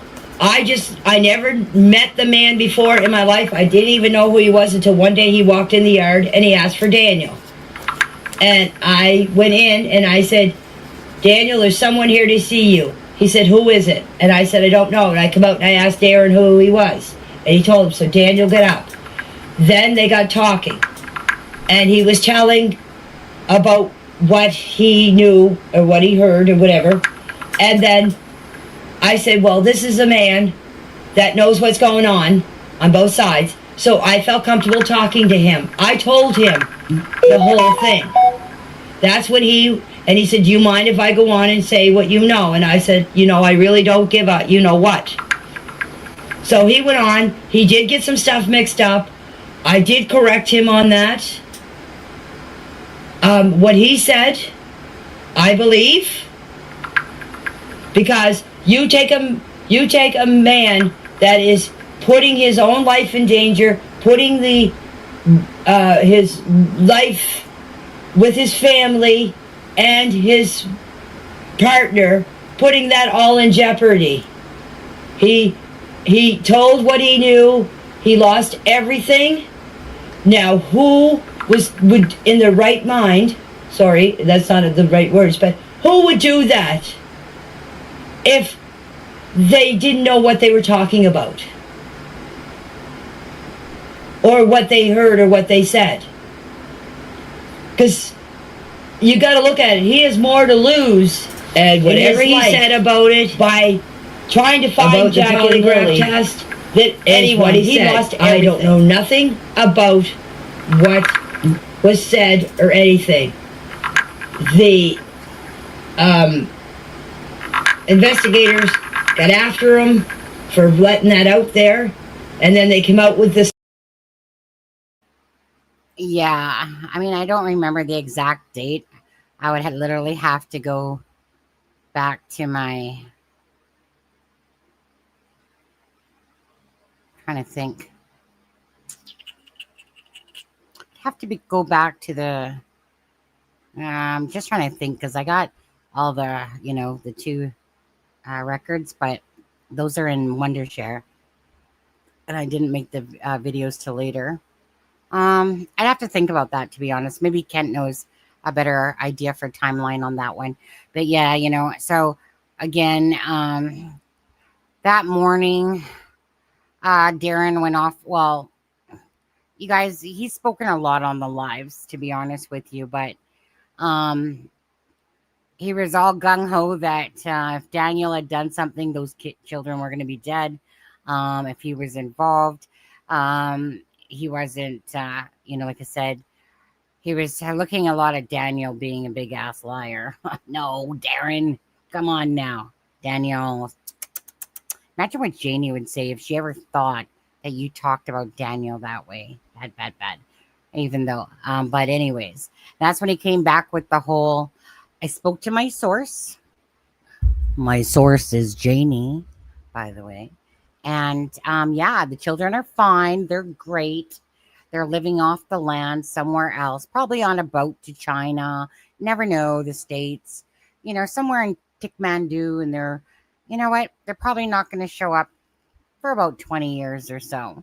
And we won't know this, of course, because they're going to look all different. And yeah, so when I said that this is like going to orbit, well, wouldn't you know, Darren? Well, that pissed you off too. And by the way, that picture of you saying I love cops on it with your chunk belly hanging out, honestly, I don't know why you would disapprove of that picture. It perfectly suits you. It's perfectly, you love the police, you know it. They called you in the other day, like Kent said, they wanted your information. I'm sure you were thoroughly impressed with that one. But anyways, who knows? I know that Darren, even though he's a big ass dick for how he's been saying and slamming this channel, like he's the greatest. You're the best, aren't you, Darren? You're just the most amazing sleuth ever, But the way he's been slamming this channel and stuff like that, but he got pissed off because of that picture. That's when he blocked me again, right? That man is off the rails, but I do think that still in his heart and his farts that he's really invested in trying to think that he's going to solve the case of Jack and Lily. And if you guys might be shocked if you ever find him on a boat somewhere in Asia, he's looking for Jack and Lily. Just want you guys to know that. But the whole ridiculous part of this is they started claiming abduction. Why not look at abduction? I mean, they could have been, right? Abduction. Daniel's looking in the woods. But you know what? The mastermind, Cindy, the wicked woman that she is, and we're not saying that she's the nicest person ever, but, according to Daniel, she's like the wicked stepmother of anything, basically, that wants to take Malaya away from the narcissist, heaven forbid, perhaps, or the meth user, allegedly. But anyways, like this whole abduction thing, and then Daniel's, but you know what? Secretly, I know, that Malaya's mom, Cindy, she was the plan of it all, not Malaya. Malaya might have put them in the vehicle, but just like you took a phone away because you didn't want her to leave your ass, Malaya somehow was oblivious. She was totally brainwashed. And Cindy was the mastermind behind in that 20-minute time period. That's not 20 minutes. That time period, the time period that Janie totally breaks your guys' whole story apart. That one. Even though they don't math up either, or meth up, whatever you want to call it. But yeah, so in that 20-minute time frame, Cindy snuck in, grabbed those kids, brainwashed Malaya the whole time. And then, you know what? They were going to do what's best for Jack and Lily and just, all aboard. Yeah. And then we're just going to send them off so they can have a better life without any parents around, any grandparents around. And they're just, they're just going to be brought up well now, It's like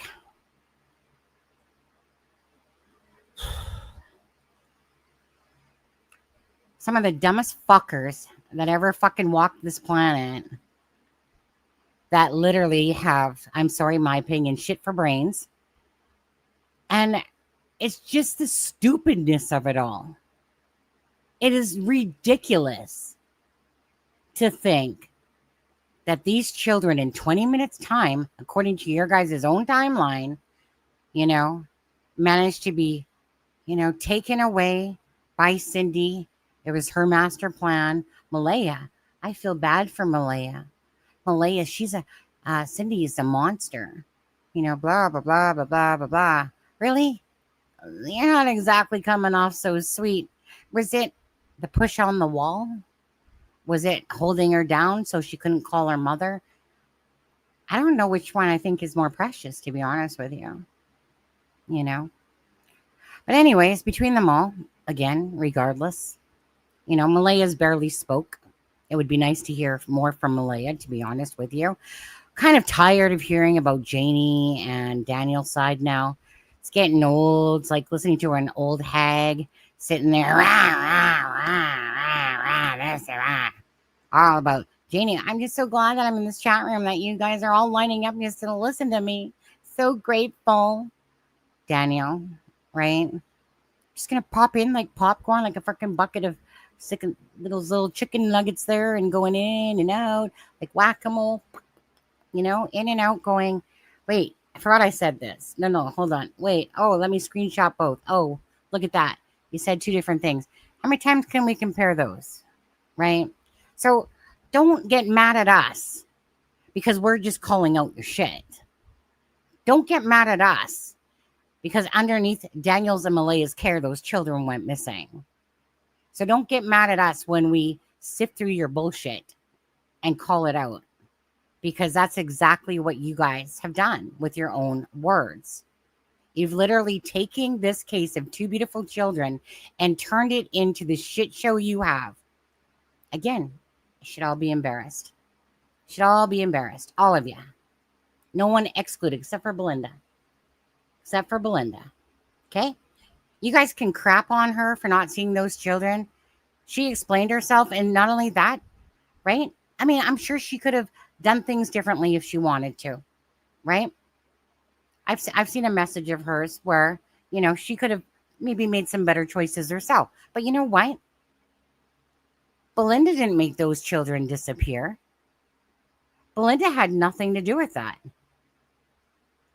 I guarantee you that Belinda is one of the most genuine, kind-hearted individuals that you'll come across. But yet, Janie wants to shit on Belinda and point out what an amazing, how she would fight to the end for tooth and nails to see her grandchildren. Pay any money. Janie, do you have receipts for going to court to make that happen, like you said, to see the other children? Have you done that, Janie? Just asking, Janie. But it's just, again, do I get upset? Of course. Because it's like fucking around Sorry for my swear words, not really. But it's like fucking around with the lives of 2 children who deserve so much more than any of those individuals. Any of those individuals. Why? Because their actions have showed that they don't deserve to have children. They don't deserve to have children in their presence. They are the ones that are avoiding, not going to the press, not asking us for help. Right? Make excuses all day long for yourself. And guess what? We're not buying it. Because you guys are full of shit, in our opinion. Our opinion. Most of our opinions. Let's look at that poll for a second. Well, 67% believe that the children are no longer with us. Shock and horror on that one. Shock and horror. 3 months and 2 days. Happy August 1st tomorrow, by the way, everybody. 3 months and 2 days. No sign, nothing of Jack and Lily. Yep, they're probably all nestled in a bed right now. It's almost about getting bedtime for them, isn't it? You know, because out of all these cases, somehow yours is so special that all these people that would, be involved in the case, nobody's speaking up. Nobody's going to claim that reward. Why? Because the people, in my opinion, that know what happened to Jack and Lily are the ones that are being deceptive to us. That's why. Again, the writing, it's right on the wall. So what part are we supposed to believe? The bullshit timeline, the fake crocodile tears, the person that keeps popping in and out of chat, embarrassing himself, the mother that literally has disappeared, makes no apologies, she says. You know? Again, she said she wants her babies found. She talks to me for the day in that morning. And then she says she's not answering no more questions. So I sent her a message later on after I thought about it. Asked her to reconsider. Nothing. Crickets. Why? Why? All these people that are willing to be voices for Jack and Lily, and you guys clam up. Why? But you want your children back. How could a mother think any differently, you said? Well, I'll tell you right now, I'd be thinking a lot differently than what's going on here as a parent. It's an understatement to say that I'm so humiliated by their actions of what they're doing, and they should be so ashamed of themselves for what they are doing. You know, they're not going to tell us the truth. They're not. They're going to tell us a bunch of fictitious lies, in my opinion. And we're the ones that are going to be Lily and Jack's voices. You know, honestly, fuck them. Fuck them. We don't need them. We'll keep the pressure on them. We'll keep Jack and Lily's faces out there if they're not going to do it. It won't just go away. How could anyone act like this while these 2 beautiful children right in front of your face?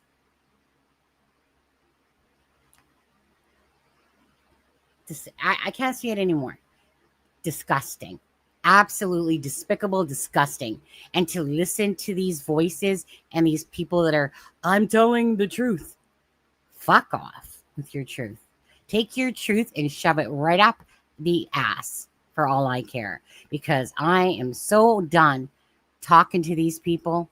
Honestly, it's because you're not going to get the truth. You're just not. They're going to keep playing games at the sake of Jack and Lily. Because in my opinion, because it's to do with covering up. They're covering up because they're lying. Nobody lies if they truly care about 2 children that are missing. Nobody. Not one person that really loved Jack and Lily would have anything to hide at all. I can understand you don't want to talk about maybe your math problem going on. I can understand that, right? Don't want to really maybe air some of that out to the public. But when we're calling or talking about Jack and Lily, and these two children are missing, and this is the joke of a situation that's going on, honestly, what do we really need anymore from these people? To my eyes, honestly, nothing anymore. None of them want to be forthcoming. None of them want to tell the accuracy of what happened to Jack and Lily. We know all we're going to get is lies. No matter how much of this timeline we get from them, we know that we can't believe any of it besides 4 o'clock and that we can believe 10:01. That's it. That is it.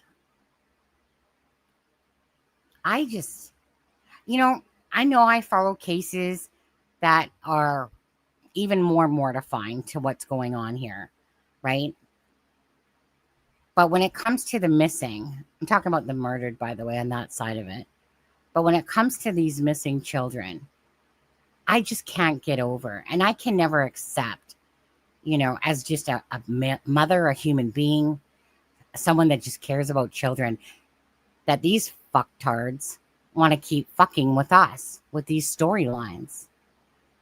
I think I've sworn enough now. I'll tone it down. Okay. Anyway, what time is it? Oh, 8:01. My groceries are going to be here soon. Statement after that people have had polygraph tests done. So, he got in trouble for that. Daniel asked for the lie detector test. Yes, he was the one that begged the investigators for the polygraph test. They did not ask him. He asked for it. Daniel and I still take walks through the woods to see if we can find them, just to get out and look. But we haven't found anything. As I said, I do not. Daniel and I go out in the woods just to have a look, just in case. But don't forget, Malaya is the one that put them in a vehicle and hid them somewhere. Right. Okay, I got it. Know where the kids are. In my opinion, they are not in the woods. The searchers are saying they are. But come on, after all the time they have searched and never found nothing, and all the helicopters and the drones and all the area they have searched, those two children, Jack and Lily, could not have walked very far. As I told you, when I walked with Jack and Lily and Daniel and my other two grandchildren in the woods, I would have to carry Jack through the woods. There's no way you're going to make a kid do something they don't want to do. Believe me, I've been through it. So Jack and Lily would not have walked in the woods. The only distance they would have walked is up to their little fort that they built. Lily is scared of bugs and spiders, the opposite of Jack. When I see them out here in the yard and there's a fly or a bug or something, if Jack gives her one of her bugs, she goes, I don't want that, or worms. She won't touch worms. She won't touch bugs at all. She gets scared of them. She runs in the house when there's a fly or something around her. So I can't see them going in the woods with bugs and flies and... No. Well, they called all the search off here. There hasn't been a search here now since... oh, God, I can't tell you. There's nobody around here. I think, in my opinion, I think the investigators finally got it through their head that they're not in the woods. So, as far as I know, from what I'm hearing, they are investigating their side now. They did all they could here because there's nobody around. There's no RCMP, there's no investigators around anymore. As I said, I haven't seen investigators in about 3 weeks here. They don't come here anymore. Daniel still keeps in contact with them. if something comes up. That's all I know. I don't know what he tells them. I don't listen to his conversations. I don't, as I said, he's old enough, he makes his own choices. And he says his own thoughts. I'm not sticking up for the boy. What he does on his own. As I said, just like me. Nobody tells me what to do. Nobody tells me my thoughts. He stays out of my life, I stay out of his. And when they lived in that trailer, that whatever went on in there was their business, not mine. Yeah, it's not yours.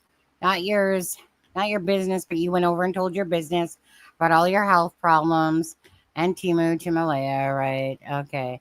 Now, someone did tell me today, and this is only just hearsay, but someone did tell me today that they're kind of pissed at themselves because they remembered that on the 1st that there was a picture of Daniel and Justin, and it was basically saying about two boys, like basically the two boys fixing the deck, or making the deck or fixing the deck or something like that. And that this person said that she wants to kick herself because she says, I remember the post, but never thought to screen grab it or anything like that at the time. That it was a picture, again, of Daniel and Justin. And she said that ATV was there on the 1st. So that's, again, just take that with a grain of salt. Won't shock me that picture did exist. But anyways, that was one of the things that was said to me today.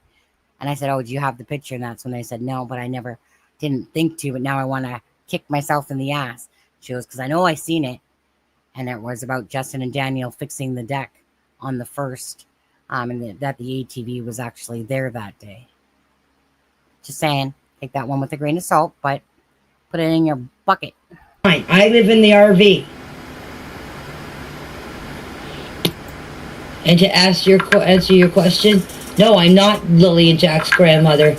But for the last 2 years, I became Jack and Lily's grandmother. They called me Granny. They called Justin Uncle. So yes, I became their granny the last 2 years. And they called Daniel Daddy. You can't stop a kid from calling you Granny or calling him Daddy. If that's what they want to call you, that's what I let them call me.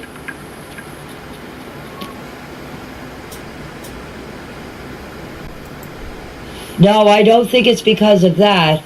I think it's because they didn't, the investigators or the RCMP didn't want me or Daniel to say something that could harm the investigation. But I'm not saying anything that's going to harm the investigation because I am telling you exactly what I told the investigators when they came here.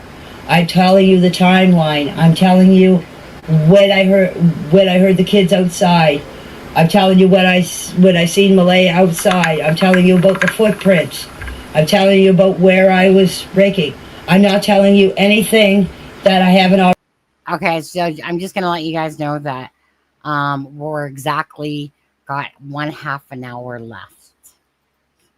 Half an hour left. Now, during this time, my grocery order should be coming as well. So we'll see how that plays out.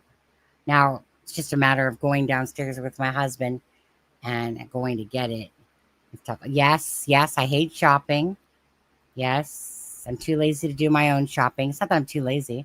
I'd just rather sit on my iPad and order my food that I want and have it delivered. Thank you so much. Good life, the good life. That's like Amazon.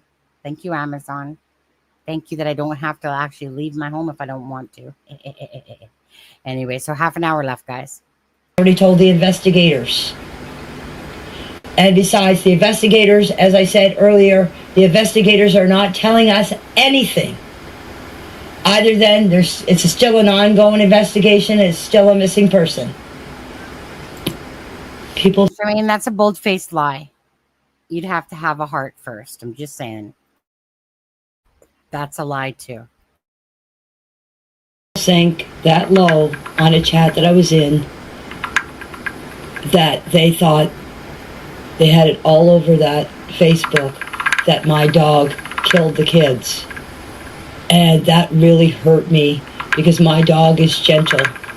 But when it comes to their place where they're trying to protect, that is their... Wouldn't that be the cat's ass if I got Temu to sponsor this live? Temu. That's right.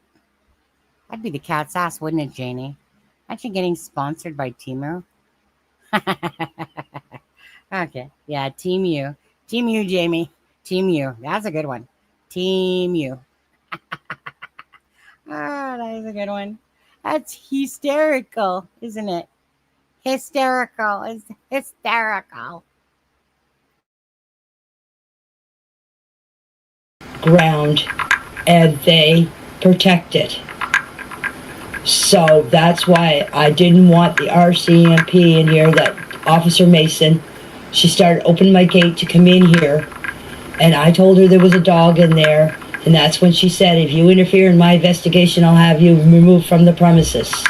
That really hurt me because I was just warning her that there was a dog in there, and if she really wanted to search my trailer, she would ask me to take my dog out, which she did not. I got a searcher that was here to come, and there was 3 other searchers came, and they ripped this place apart. I took my dog out, so for the safety of them, and let them search. And I also heard someone told me that Malaya let them search here. She took the dog out and let them search here. And Mason came here either Sunday morning. I might have said Monday on my interview. I will correct myself. But she came here. Good night, Belinda. Thank you. I hope you have get some sleep. I hope you had a good day today. At the end of the day. Did she say plural for the dogs? Don't know where that is, but let me just put it this way. I'm at the 2 hour and 9 minute mark. So it's somewhere within that vicinity. I'll have to go back and listen, but not yet. Sunday morning, I was over in the big trailer. I stayed the night over there Saturday night with Daniel. And she came, I seen her walking in the driveway. I opened the back door and asked her, yes. She said, would you please remove your dog so we can search your trailer? I said, give me a minute to put my boots on. I come out, I took my dog out.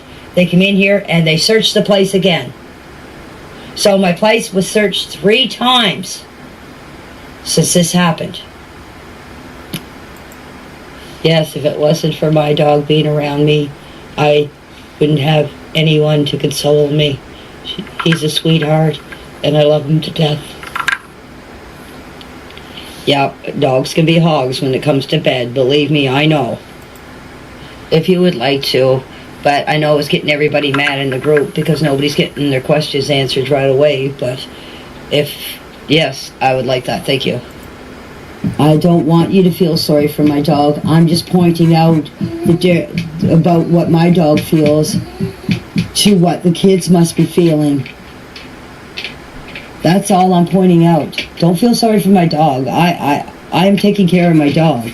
It's just that I was just saying, if my dog is going through this much anxiety, what are the children going through? What are Jack and Lily going through? That's my point I was trying to get across. My dog is a Heinz 57. He's got different breeds in him. You'll see him on the interview. And I'm sorry, my dog, as I said, is going through a rough time. He's under veterinarian care. He has lost some of his hair.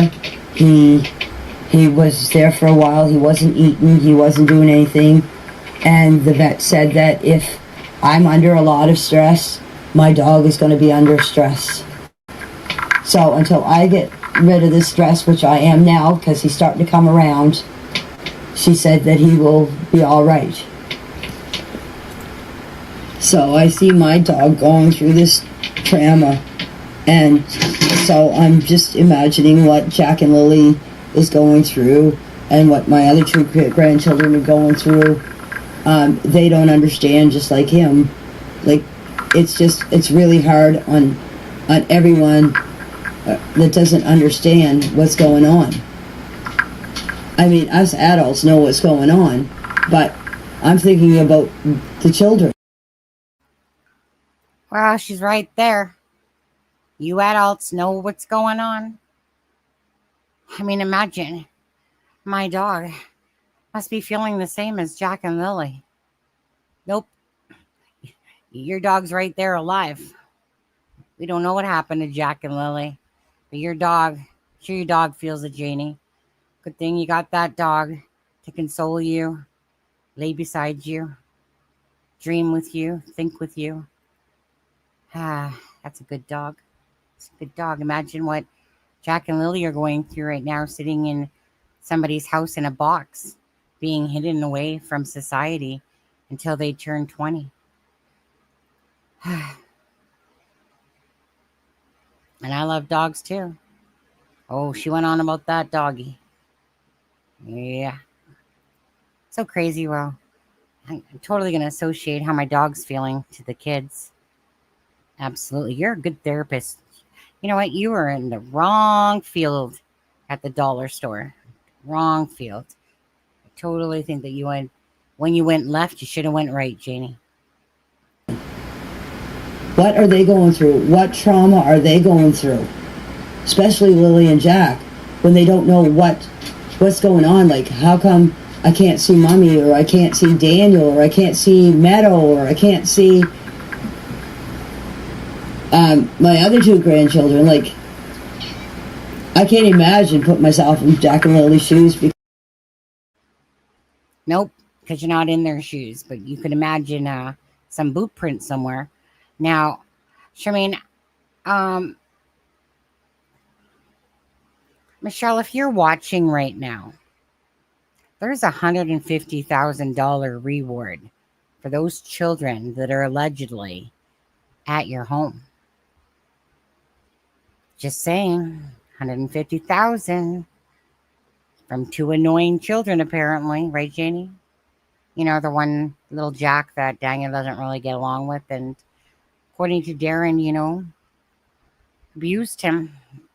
You know, and Malaya said that Daniel didn't really get along too well with Jack, basically, and sometimes Lily. You know darn well that she minimized that. But yeah, Michelle, if you're watching this, there's $150,000 up to. Let's not word that wrong. Word salad matters on this one.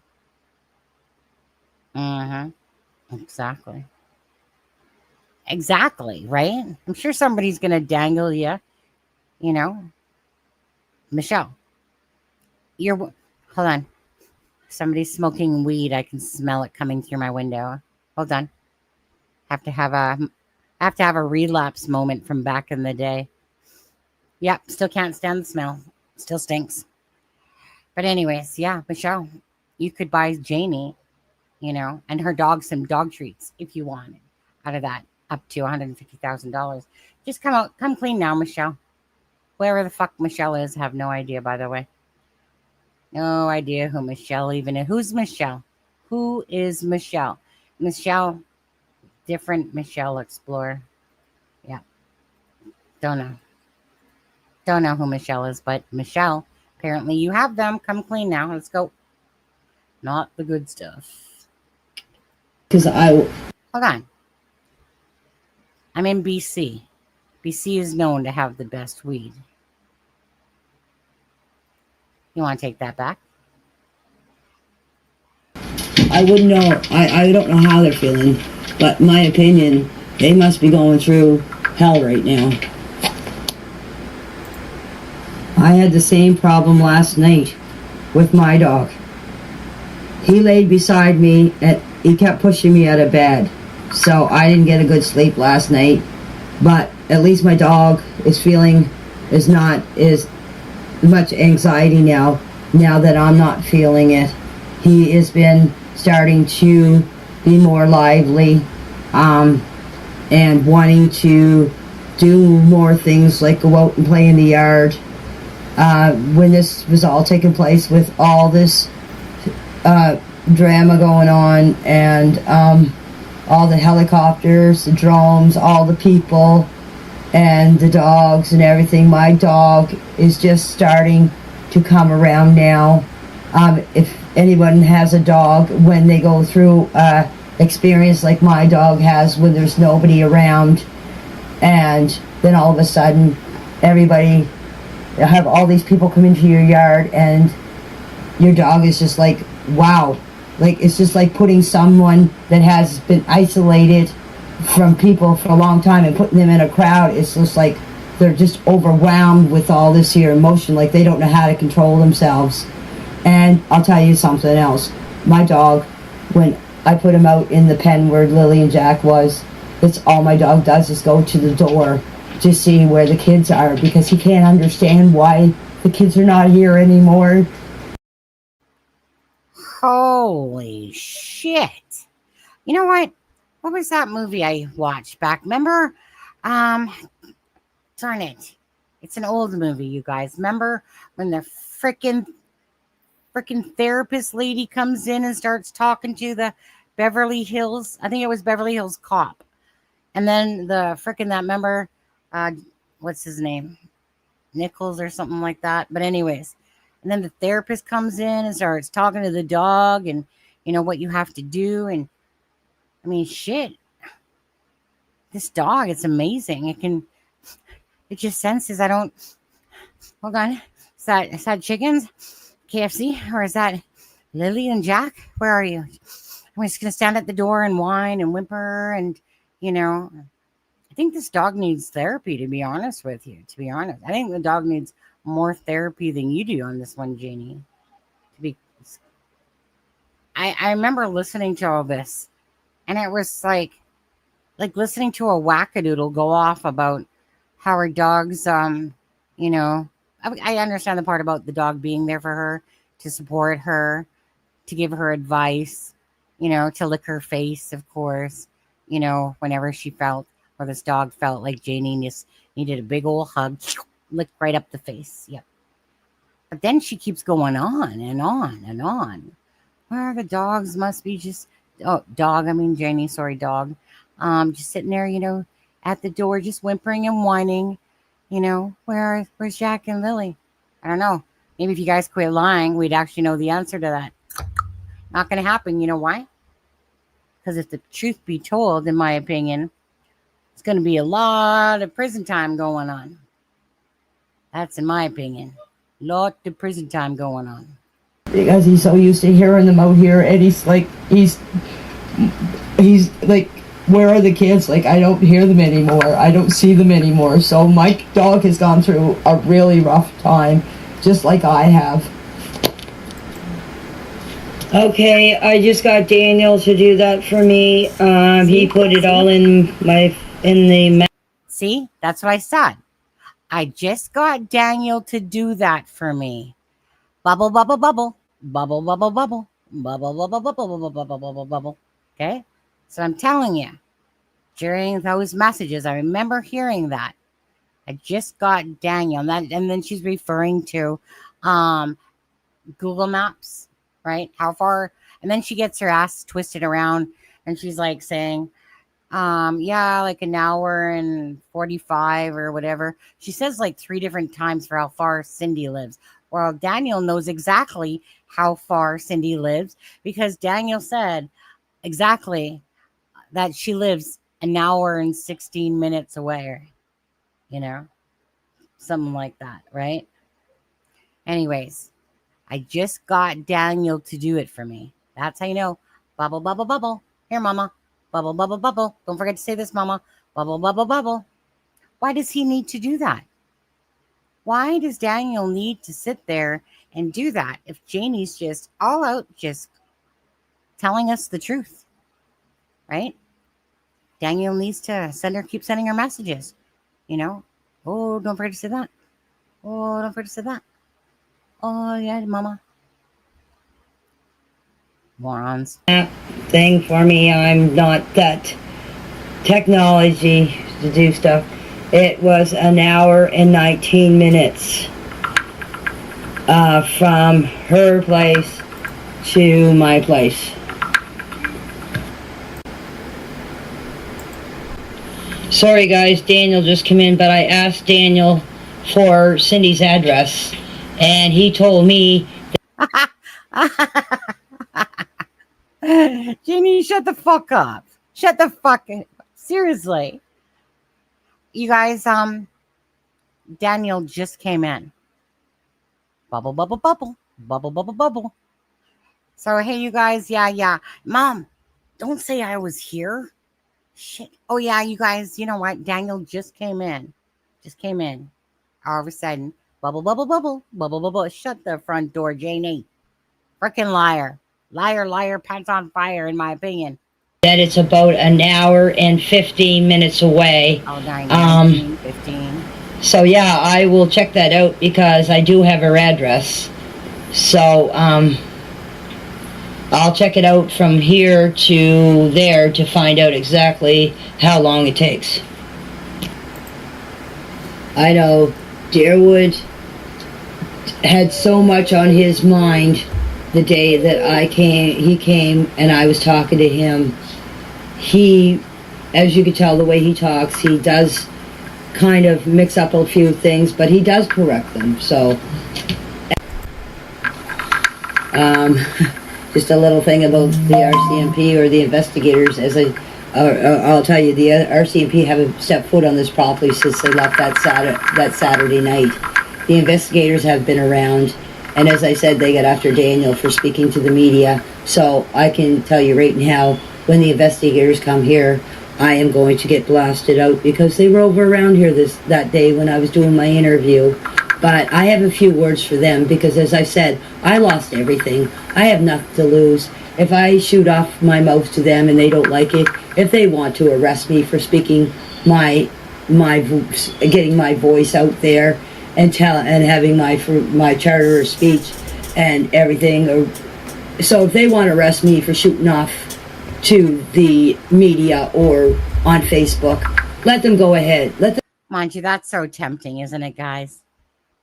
They want to arrest me. Let them go right ahead. I'm just telling the truth. And if they don't like it, too bad. Too bad, RCMP. Come arrest me. Oh, wait. You're not going to say that in front of your doggy, are you? You know, what would your doggy feel like? I bet your doggy... I mean, I feel like he would be betrayed that you actually said that, Janie. Come and arrest me. Where's Doggy gonna go? Heaven forbid. Doggy. You want Doggy to come to jail too? No problem. We can do that for you. Do whatever they want to me. You can't stop somebody from telling the truth. So if that's the way they want to be, you let them go. I'm going to let them go ahead and do what I got to do. What they got to do. I'm not standing in their way. I told them that they're more than welcome here anytime to do whatever they want to this property. If they want to tear up my driveway to see if the kids are there, they can go ahead. If they want to lift my trailer, the big trailer, up in the air and look under that. If they want to lift my RV and look up underneath that, which they have already done. If they're not satisfied, they're more than welcome to come back and do whatever they got to do. I never stop them from being on this property, and I invite them to come back. I don't get to see Meadow. I already asked CPS about seeing Meadow, and that's all they say to me is due to the criminal investigations. They said that Daniel would give visitations first, and then they would look into giving me visitations, so I have not seen Meadow yet. From my understanding, Malaya probably didn't know I was home because I usually go Fridays with my brother. And as I said, I didn't hear her yell at all. And even if she didn't know I was home or I have guns. I don't do any shit like that. And he gets out of the Hold on. Where was I at, people? Accidentally hit right to the start. So if that's the way they want to be, you let them go. I'm going to let them go ahead and do what I got to do. What they got to do. I'm not standing in their way. I told them that they're more than welcome here anytime to do whatever they want to this property. If they want to tear up my driveway to see if the kids are there, they can go ahead. If they want to lift my trailer, the big trailer, up in the air and look under that. If they want to lift my RV and look up underneath that, which they have already done, if they're not satisfied, they're more than welcome to come back and do whatever they got to do. I never stop them from being on this property, and I invite them to come back. So Malaya says, don't forget, I know that I accidentally hit back a little further, but Malaya says, Janie, you always call when the kids get out. Sometimes and when they get out. But you didn't call that day, Janie. Why didn't you call that day, Janie? Why didn't you go out with your brother that Friday, Janie? Let's just sit here and think about all that. You tell the truth. You don't mind being arrested for telling the truth either. Stand-up type of woman there. Still not to Belinda's level, but no, not even close, actually. But you didn't call the kids in. You didn't call Malaya to tell her that you heard Jack and Lily like you always do. You know? I think the person that should be talking is Malaya here. I feel like Malaya wants to say the truth, but then it's going to cost her probably everything, in my opinion, if she does do that.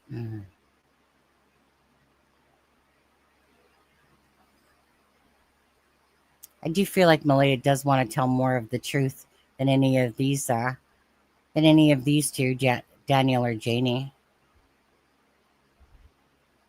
Do you guys feel the same way?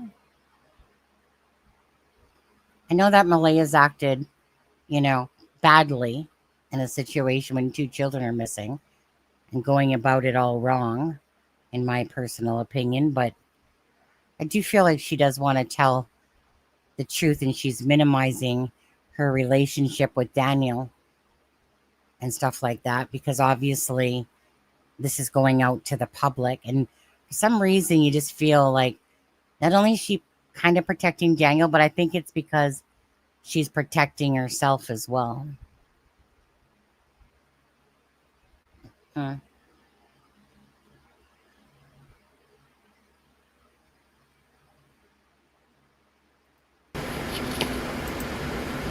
don't get to see Meadow. I already asked CPS about seeing Meadow, and that's all they say to me is due to the criminal investigations. They said that Daniel would give visitations first, and then they would look into giving me visitations, so I have not seen Meadow yet. From my understanding, Malaya probably didn't know I was home because I usually go Fridays with my brother, and as I said, I didn't hear her yell at all. And even if she didn't know I was home, or if I was home, you think she would have yelled to me in the camper to see if I was here. I don't understand her way of thinking. Only she knows. Constantly keep leaving Daniel out of that. Remember, Daniel said that they both came out. I don't know what Malaya was only thinking. Because, whatever she was thinking, I don't know why she didn't call me. Well, Again. Now, there's some things about Janie that I do feel is being authentic in certain things. Because nobody out and out lies the entire time. Like Fancy Bat, she just keeps pointing the finger at Malaya as if Malaya was the only one out there. Why wouldn't Malaya have called her? Well, you listened to Daniel for 10 minutes, you said, calling the kids. Contradictory much? What's going on in her head, and she's the only one that knows what she does. I have no insight into her brain at all, or her head at all, so it's just like you guys. I'm in the dark as much as you guys, because I don't know what's going on in her head.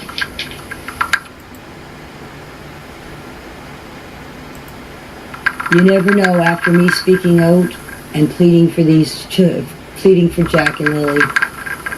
As I said, if Malaya has a heart, she won't do it for the adults. She'll do it for her children. But here's another thing that has got me puzzled and got me very upset is she's fighting tooth and nail for Meadow, but she's not doing anything about Jack and Lily.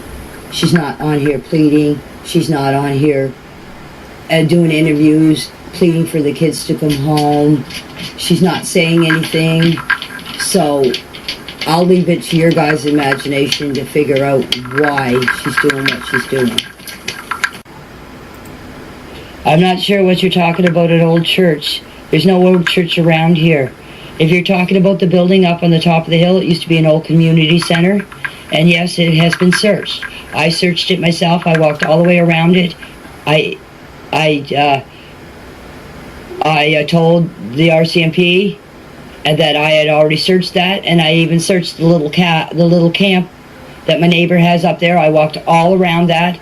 The RCMP, the searchers, everybody looked this whole area around here. Why do I think Malaya's family is keeping quiet?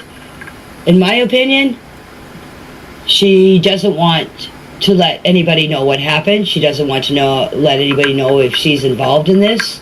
This is my opinion. But the only way you're going to get answers to what the truth is if you talk to Malaya. No, I do not take my... I don't think Janie wants Malaya to tell the actual truth, because I'm sure, in my opinion, if she tells the actual truth, you know, bye bye, Miss American Pie. Hey, Daniel, bye bye, bye bye, bye bye, bye bye, bye bye. Pretty sure that Janie didn't mean that when she said she wants Malaya to tell the truth. Oh, what a web we weave when we first practice to deceive. You know, to me, in my opinion, the reason, again, why they're not talking is because Meadow, gone. And probably, in my opinion, Daniel, Malaya, gone.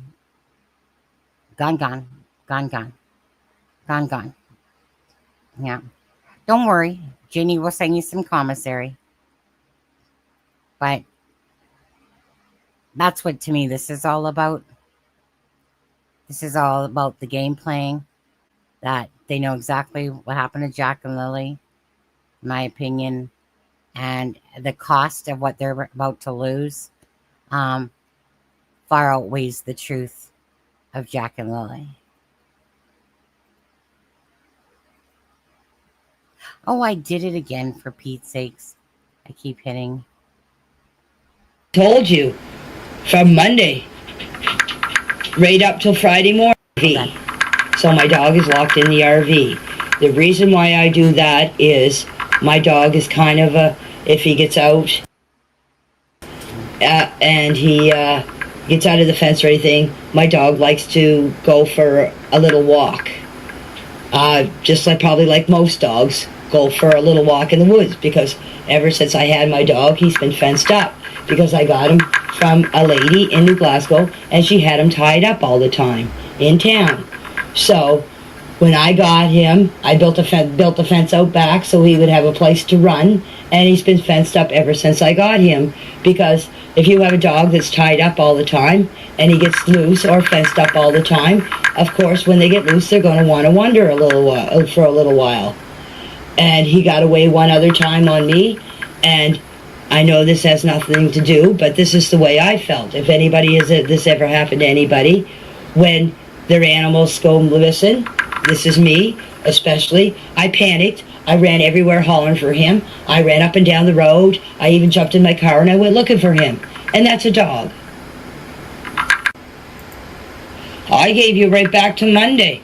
I told you, from Monday right up till Friday morning. That's when I heard and seen the kids. If you want, I'll go through it again.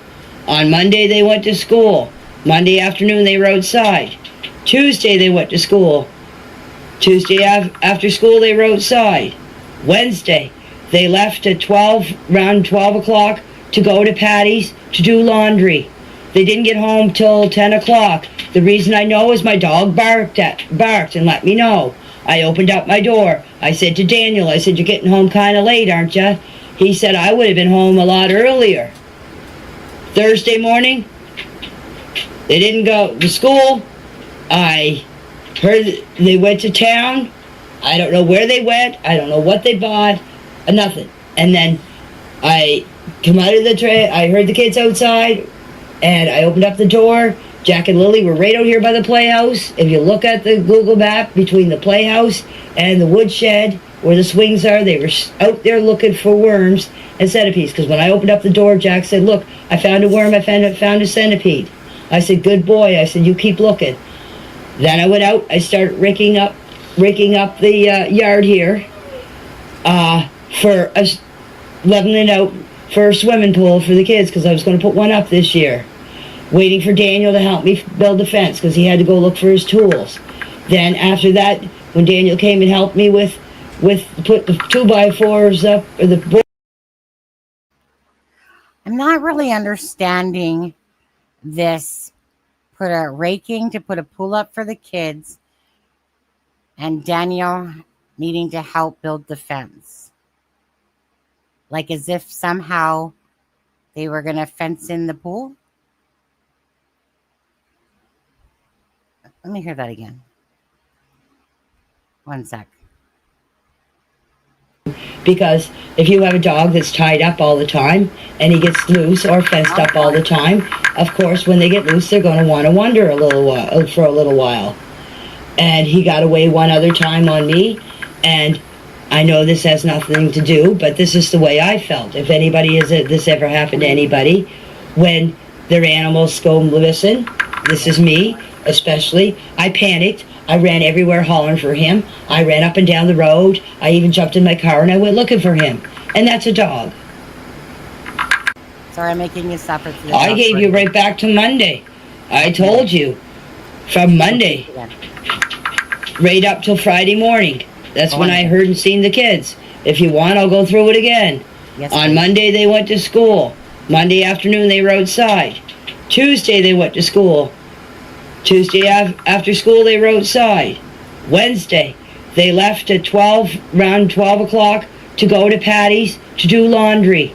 They didn't get home till 10 o'clock. The reason I know is my dog barked and let me know. I opened up my door. I said to Daniel, I said, "You're getting home kind of late, aren't you?" He said, "I would have been home a lot earlier." Thursday morning, they didn't go to school. I heard they went to town. I don't know where they went. I don't know what they bought. Nothing. And then Malaya said blood work. I come out of the tray. I heard the kids outside, and I opened up the door. Jack and Lily were right out here by the playhouse. If you look at the Google map, between the playhouse and the woodshed where the swings are, they were out there looking for worms and centipedes. Because when I opened up the door, Jack said, "Look, I found a worm. I found a centipede." I said, "Good boy." I said, "You keep looking."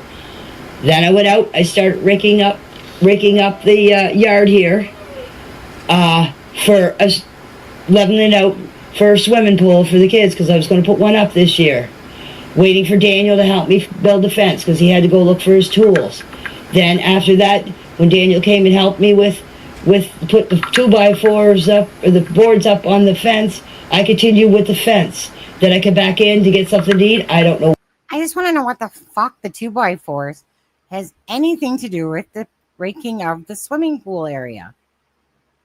I don't understand what that even meant. Am I hearing this wrong? That she was raking and getting the thing ready because she was waiting for Daniel to get the fence with the swimming pool shit. I'm like, how does that? I just don't understand how one has to do with the other. Am I wrong? Yeah, but still, what does that have to do with the swimming pool? Exactly. But you know what, Charmaine? Raked it enough so that there was a boot print in there. Yeah. So the kids were playing outside on Thursday, but they were sick. In the rain, don't forget. It was raining. What time the kids went inside or what time they went to bed or anything. And then Friday morning, I got up at 6 o'clock. I sat here and played on Facebook. I sent a thing to my brother at 6:24. And then 7 o'clock, I went out and I did up the chickens. And I came back in. I sat here. I played on Team U, which is the worst thing you can get addicted to. And then my brother called me at 8:48, talked for 2 minutes and 59 seconds. He asked me if I was going to town. I said no. I said I'm staying home. I'm going back to bed to have a sleep. I went back to bed. It wasn't long after that. I can't tell you how long. I lay there for a little while playing on Facebook. I dozed off. I heard the dog bark.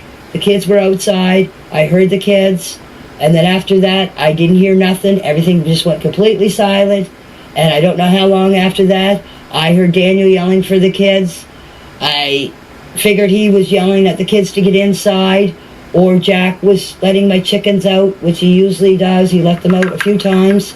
So I figured Daniel was getting mad at him for that. The next thing you know, I dozed off again, or I get up about 5 or 10 minutes after that, and I found Malaya outside, standing there holding Meadow on her hip, and she was holding her on her right side of her hip. Now, I don't recall if she had her phone or not. That wasn't important to me. The only thing is what I was looking at is her standing there, and I asked her what's up, and that's when she told me the kids were missing for 20 minutes. That I cannot tell you. I did not look at my phone at the time. I just know that after I heard the kids, I dozed off again, and then my dog woke me up. I can't tell you the time in between, but I know that when I left here, after I seen Malaya standing out there and asked her what was up, and she told me that Jack and Lily were missing, and I said, how long? She said about 20 minutes. After that, as I said, I came in, got my boots on, and I went up the hill, and I met Daniel, as I said, up on top of the old road just above my RV. So if you look at the map or the aerial view of my place, I don't know if it shows you or not, but if you look at an aerial map of it, you will see an old road just up the top of the hill here. So when I get up at the top of the hill, I seen Daniel, and I asked him if he found the kids yet. He was in the vehicle, in Malaya's vehicle, and he said no. And he asked me if I was going with him. I said no. I said I'm going to search this area here, and I walked my property line plus a little bit more, where my RV and the trailer is, up to that top of the road. I walked up there, walked around along the old road and down, and came around by the 289, and then came back up the same spot, and that would be where the kids' little forts are. Oh, and just to let you know, whatever I'm saying to you is what I told the investigators, exactly the same thing of what I heard. And I even went and reenact what I think happened. And to tell you the truth, if I was a child that was in a fence and got out of it and was running, yes, I would be excited to go. And those kids are always excited when they're running around because they're always screaming and hollering. Believe me, I know. I observed it for 2 years out back here.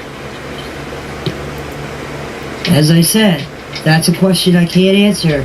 As the dog barked when he heard them outside, and then it went completely silent, and my dog never said a word never barked after that until he heard Daniel yelling for Lily and Jack. So, you can all make your speculations or your opinions or whatever. That's all I can tell you. Well, she's coming from Wentworth. So, the only thing I can do is put my address to Wentworth and see how far it is. Even if it is an hour and 45 minutes or an hour and a half or whatever, I don't know. I don't know her address over there. Still, it would take her a while to get here. Dish the kids that morning. But here is something that I want to ask you guys and get your input. If the kids were out in the yard by themselves, let's just say, and they get out of the gate and we're running up the driveway, I would know, or I would think the kids would be saying, especially Lily, come on Jackie, let's go Jackie, because that's all she ever did was say that.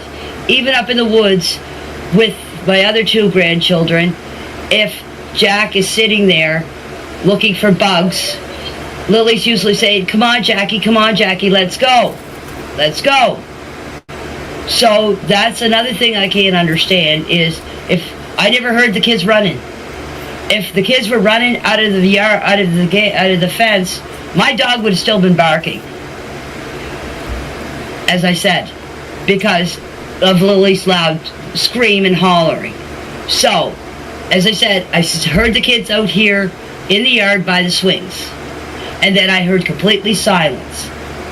So, you guys can have your opinions or you guys have your speculations or whatever.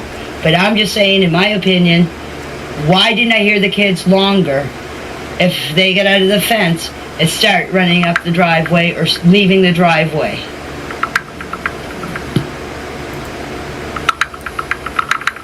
It says that she's on her way. Okay. On her way. Does that mean she's just leaving or she's already on her way? See, you gotta look at it both ways. And as I said earlier, if my kids were missing, I would be right on the phone.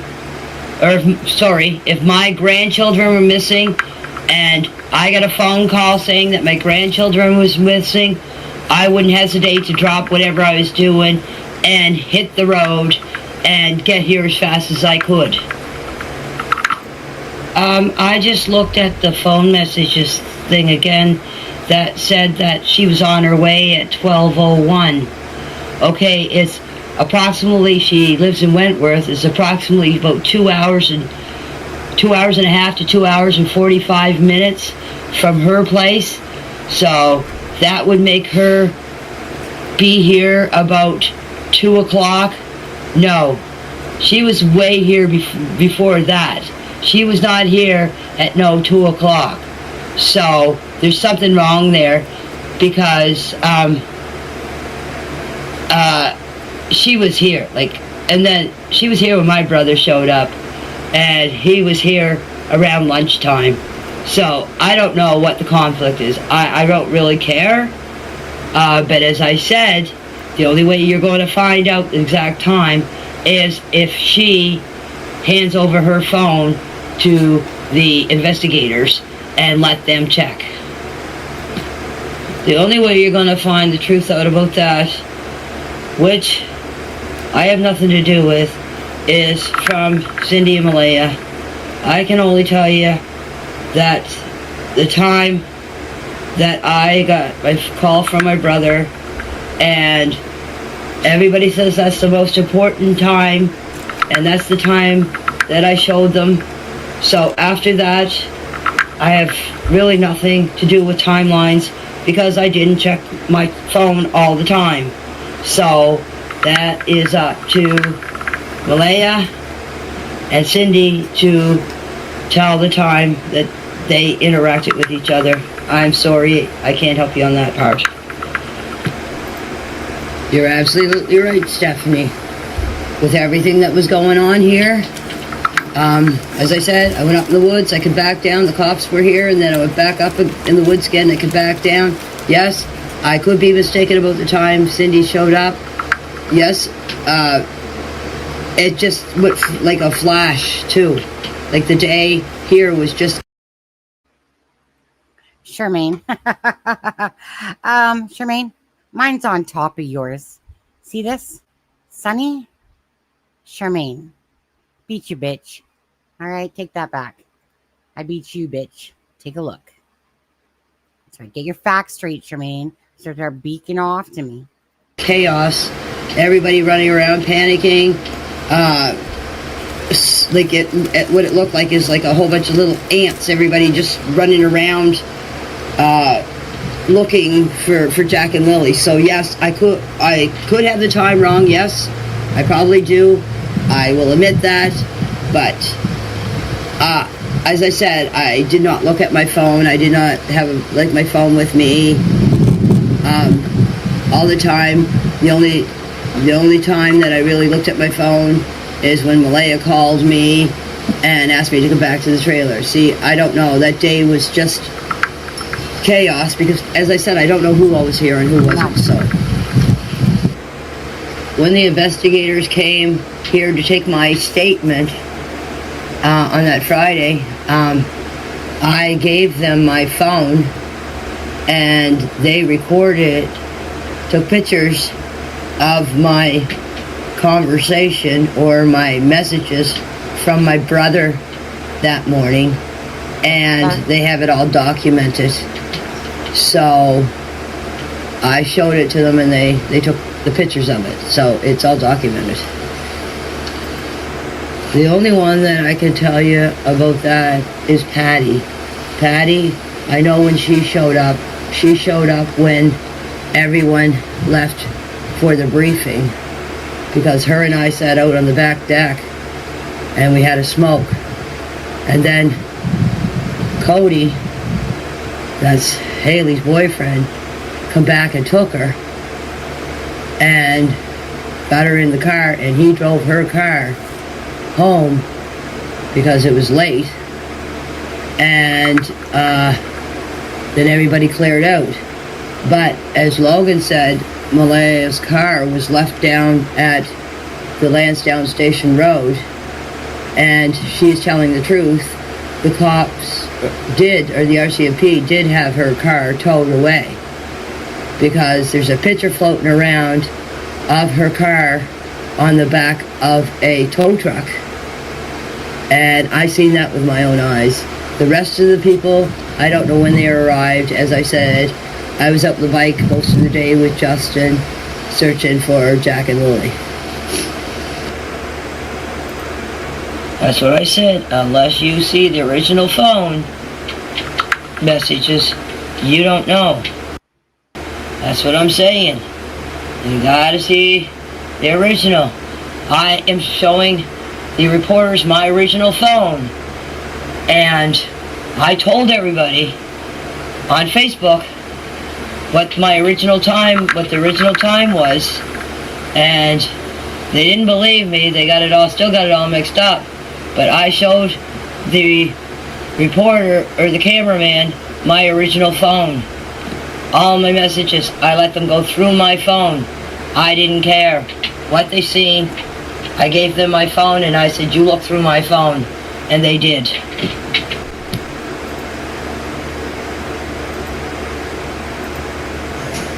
A thought just crossed my mind this morning.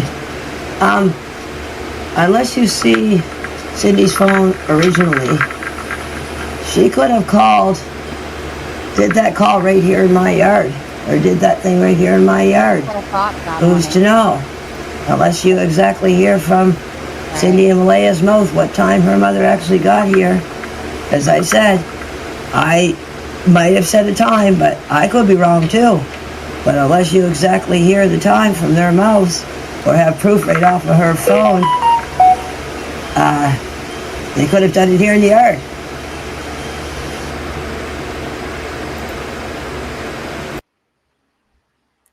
Okay, so that is the end of that. Okay, so you guys, at the moment, I literally don't have time. My grocery order just came, and so I need to help my husband. Unless Charmaine, did you want to come up here and take care of the crew and talk to them for a minute? Did you want to do that, Charmaine? Bitch? Come on, bitch. Talking a lot of smack in chat there.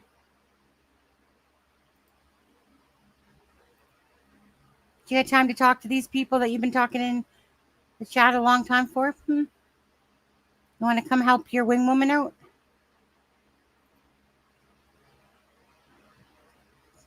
What's in the bowl, bitch? Come on. Showing you too busy for us? You're right. My bad. Get your ass up here, woman. Or give me an excuse, one of the two. Okay. Not so willing to talk now, are you? Come on, man. I got groceries to help my husband put away. Let's go. Chop, chop. Got people emailing me. If you want a copy of this entire video, you can send me an email at acrimingshame@gmail.com. Look at her. Talking about avoiding LOL, Carla. Oh, Charmaine, get on top of the situation. Don't exactly see her time. I know, it's so precious. I'm amazed I just didn't charge you for it, to be honest, Tinkerbell. Come on now. Yeah, see? I feel like I feel like that's an Angry Bird talking like a Janie over there. On there. So, I'm a chatter today. Yeah, that's right, one woman. Maybe when you want me next, I'm not going to be there for you. Just saying, I'm not going to be there for you. Anyways, I need to go help my husband, you guys. I see your text there. I think it was Jess. Or you asked me to text you or something like that. Hold on. I think it was. On there, you know what? I got to go help my husband first and foremost. So I'll text you in just a bit here, okay? There's nothing that's happened at this moment that is so crucial that the story's going to break open at this moment. And so again, if anyone wants to, I'm going to slap you. Yeah, come at me. Come at me. I got thunder and I got lightning. Which one? Which one would you like, Jess? Which? Yeah, well, we will wait while you go.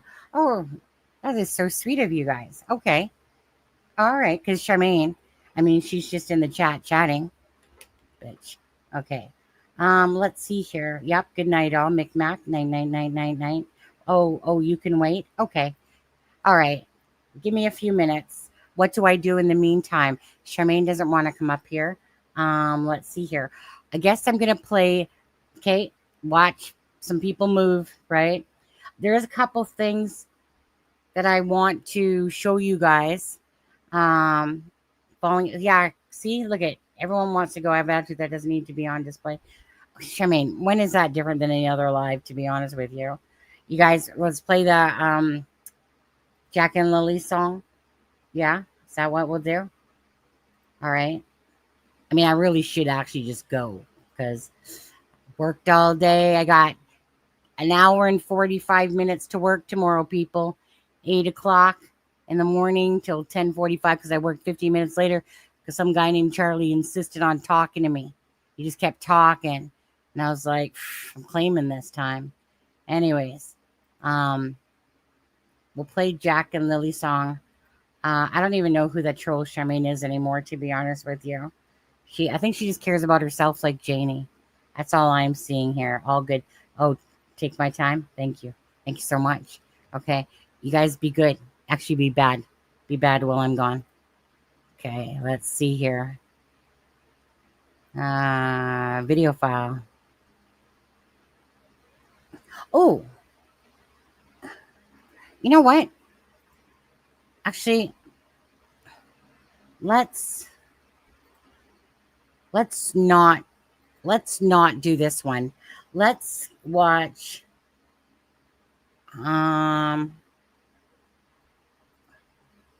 where is it? I know you're, yeah. Okay.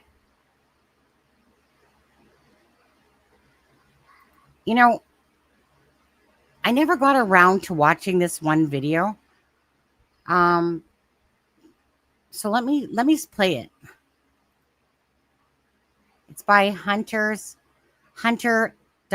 True Crime. Just going to start playing it out.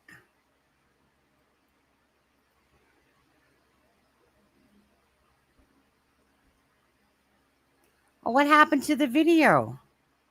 Wait, what? Okay, hold on a second here. Because I was wondering what happened to all of his videos. I was trying to find him today, and I just happened to have it open. Hold on. Let's see. Did he remove his videos? Ah, he did. Ah, damn it. I was wondering what happened. I know that I always seen his shit, right? Hunter S. True Crime. He's the one that had all of the videos, and I never got to watch that one, dude. Why did you get rid of all your... Did someone threaten you? You little puss, get back up here. Okay, I'll play. All right, well, let's just play this one. What the fuck? Are you kidding? I ain't freaking saving an hour's worth of a video. She did. What? Not that one. I mean, it was just a video.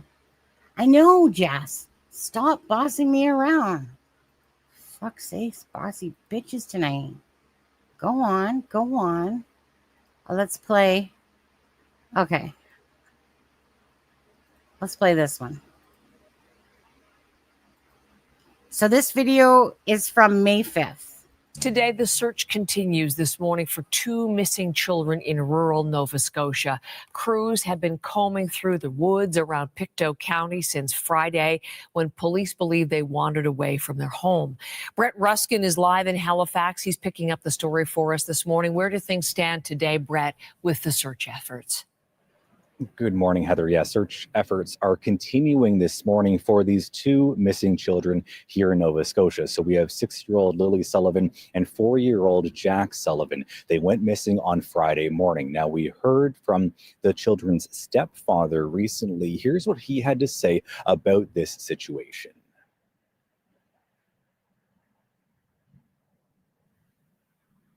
The last few days have been very stressful.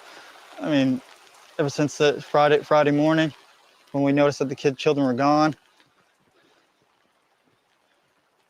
Immediately jumped in the vehicle, surveyed all the areas, many dirt roads, many culverts as I could, and waited for the police to get there.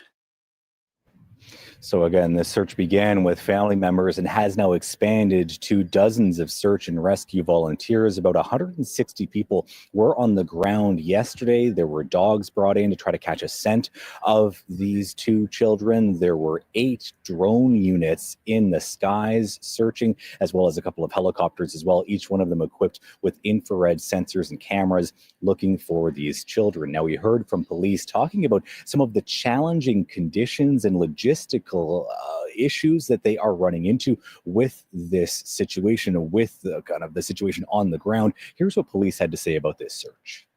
With the wet weather, it makes things a little more complicated for our searchers. Given they're in the woods, it's wet, things are slippery, footing's not the greatest. It's the water's it's not the best, but they're still trudging through and they're still working hard at doing the job that they have to do. Again, we know that 6-year-old Lily Sullivan and 4-year-old Jack Sullivan went missing on Friday morning. That is when this search began and when the family reported them missing. And again, the search has been ongoing since that time. Heather. Brett, I'm sure people following the story closely, those who are close at hand in terms of proximity, what can people do if they're trying and hoping to help?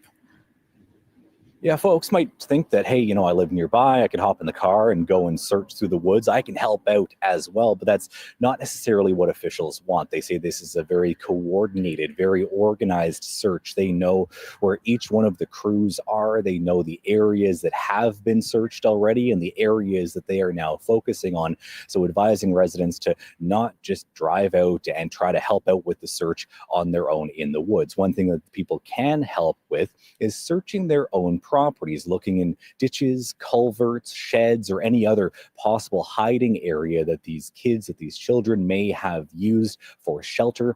That is how people can help. And again, we know that the temperature has dropped a little bit overnight, but we haven't seen below zero temperatures. So again, these search efforts are continuing now, beginning their 4th day of searching. Heather. Brett, that's important information. Thank you so very much. Brett going to be keeping us right up to date on the ongoing search.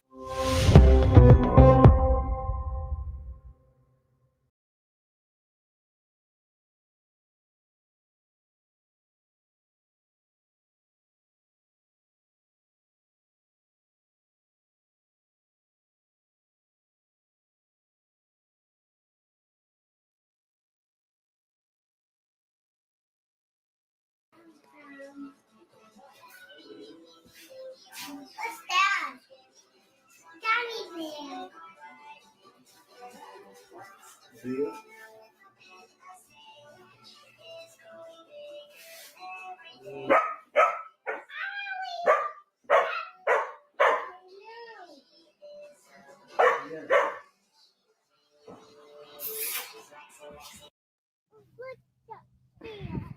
Is it good, Jack?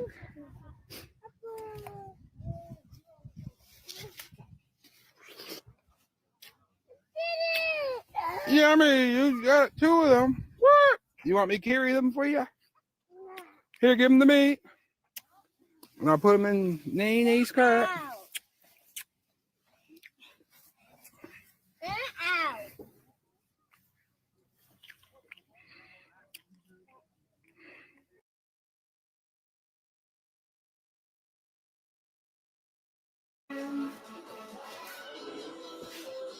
What's that? Gummy bear.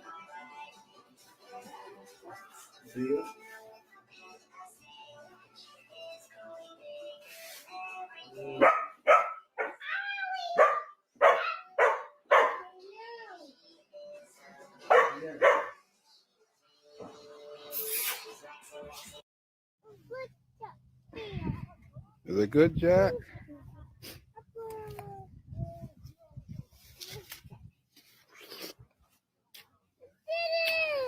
Yummy, you got 2 of them. What? You want me to carry them for you?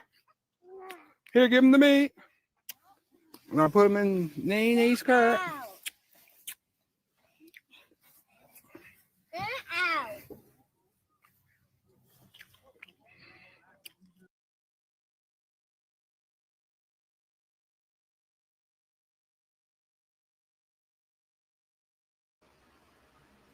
Okay, I'm not gonna lie. Okay, husband bought chicken, and I was sitting there plowing it back behind the scenes. That's why I played it twice. It's not KFC though. Just saying, close enough. That's Tint, by the way, his channel. I'll drop that link. If somebody wants. You guys are interfering with my KFC time now. Husband already put the shit away, by the way. Took you guys so long to stop bugging me. Especially Charmaine. Irritating. It's pretty good though. No, not rotisserie. It is chicken. Not really sure where. I'm not even sure where he ordered it from. I didn't even look at the box. I was just like, no, it's not Popeyes either. Popeyes can kiss my ass, actually. Popeye tasted good the first time I ever had it. After that, sucked ass. But anyway, Blizzard sounds good. Dairy Queen right there. But anyways, yeah, so I'd have to look at the box, but I was too busy wolfing it down my face. Don't forget about Jess too, Sonny. Oh, no. I got it. I already messaged. Right? Not my fault if she doesn't see a message on her phone. Right there. Oh, wait, she's talking now.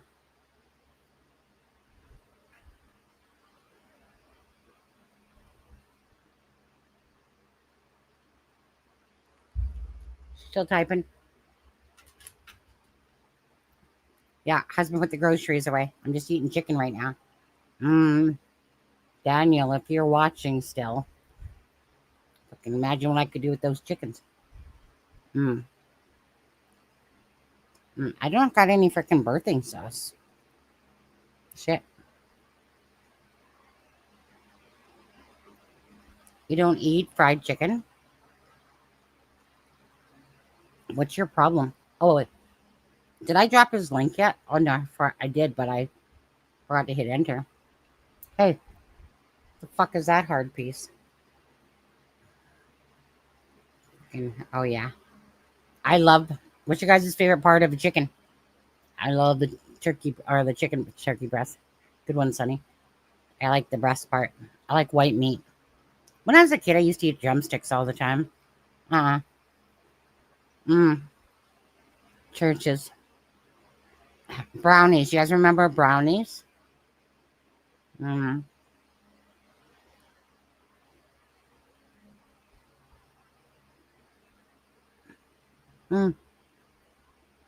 Fries are good too.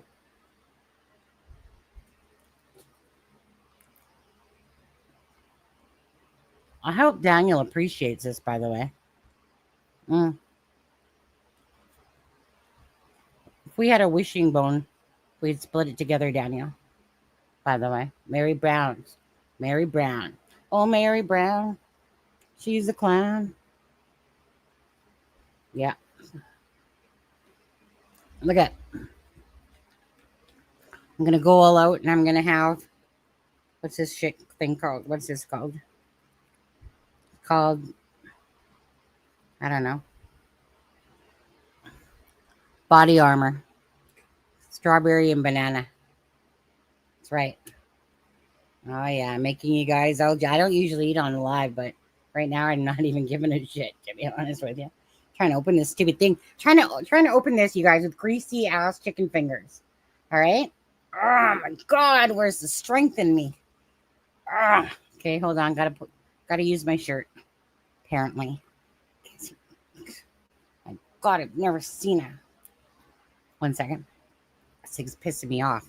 I can feel it once. Gotcha. I got you, little bitch. Body armor. Okay, not bad. Not bad. It's the first time I've ever had this. Guess what? This was in my thing, in my offers. Free. Promotional free item. Imagine that. Spend over $200. Get $2 back. It's a deal. Okay, so you guys, this is Tinky Winky's channel here. The Walker. Jim Walker. Underneath David Roger. 1, 2, 3, 4. Okay, that's got some videos on it. It doesn't have. He took down Earl's video, by the way. Wait, hold on. I forgot about Jess. Jess. The fuck is freaking. You know what's wrong with you people, man? I'm on a freaking iPhone and I get a book. That's what it looks like on an iPhone. On an iPhone, the message looks this long on an iPhone. On my iPad, it would look like a few paragraphs. Okay, so someone has. I was taken on the reservation.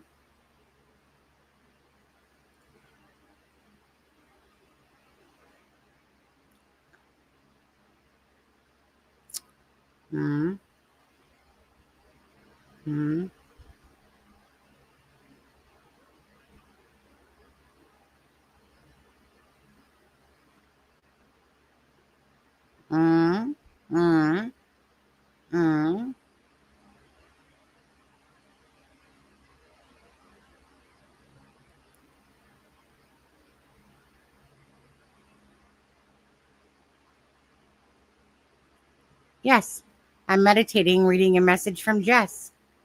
She's a viewer. Typically, I'd ignore Jess, but not in this case. Not today, Jess. Not today. Whoever took.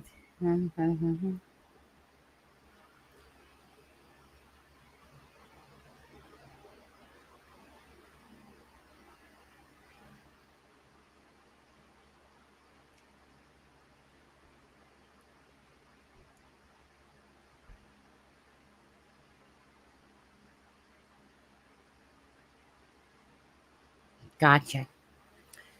10-4, Jess, 10-4 back door. The eagle has landed. Over. Have the chickens left their coop? Jess, come to me. Talk to me. Have the chickens left their coop? Jess? Can't hear you. Just kidding. Sorry to ignore you for Jess.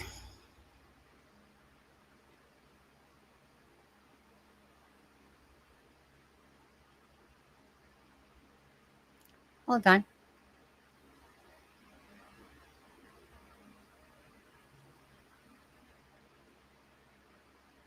Gotcha. Charmaine, I don't think Kent's telling us things, by the way. Right, Jess? Charmaine's looking for Jess time, too. Okay. Let me see. I got to find a couple things I was going to show you. Okay. Boom, boom, boom. Boom, boom, boom, boom, boom, boom, boom, boom, boom, boom, boom. Okay. So somebody sent me this today. Oh, voila. I didn't burp, by the way. That was like a grunt. I was like an actual grunting. Okay. I don't even feel guilty.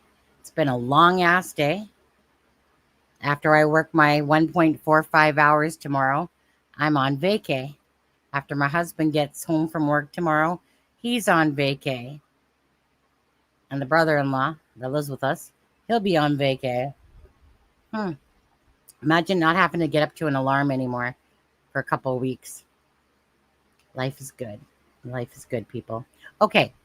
So, as you can see, it says, okay, it's Wentworth Falls. You can see the picture of the walkthrough.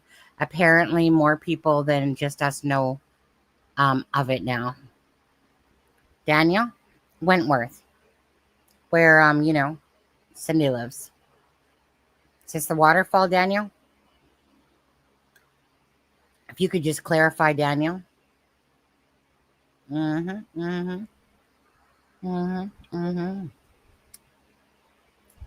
Just asking for a friend, Daniel, if you could just clarify. Is this the waterfall that you want to meet Malaya back underneath? Brittany, go right ahead. I feel like if any of you guys gotta take a piss, a shit, go get something to eat, drink. You guys need to go to sleep. You guys do you, okay? You guys do you. Right. And I get it. I made sure. Guess what I did? I was naughty. Guess what I did? I ordered a big jug of chocolate milk. That's what I did. 4 liters. I wanted to match it, though. I didn't want to be racist. I wanted to make sure I ordered the white milk and the brown milk. Just saying. Is she from Salmon Arm? Is she now? Any place called Salmon Arm is just weird anyway. Salmon Arm. How do you even make sense of that, to be honest? A fish and an arm. Yeah. Crazy as fuck. Okay. Second thing I wanted to show you. So, Daniel, if you could confirm if this was the waterfall you were speaking about. Don't worry. You know I'm going to trash you anyway. So what does it matter, right? Might as well be best friends while we're doing it. Right, guys? Daniel, one of these days, in my opinion, I'm going to come visit you. I'm going to come visit you behind those bar cells. That's what's going to happen. Don't worry. I won't forget about you. Malaya might, but I won't forget about you. Nope. Okay. The other thing I wanted to show you was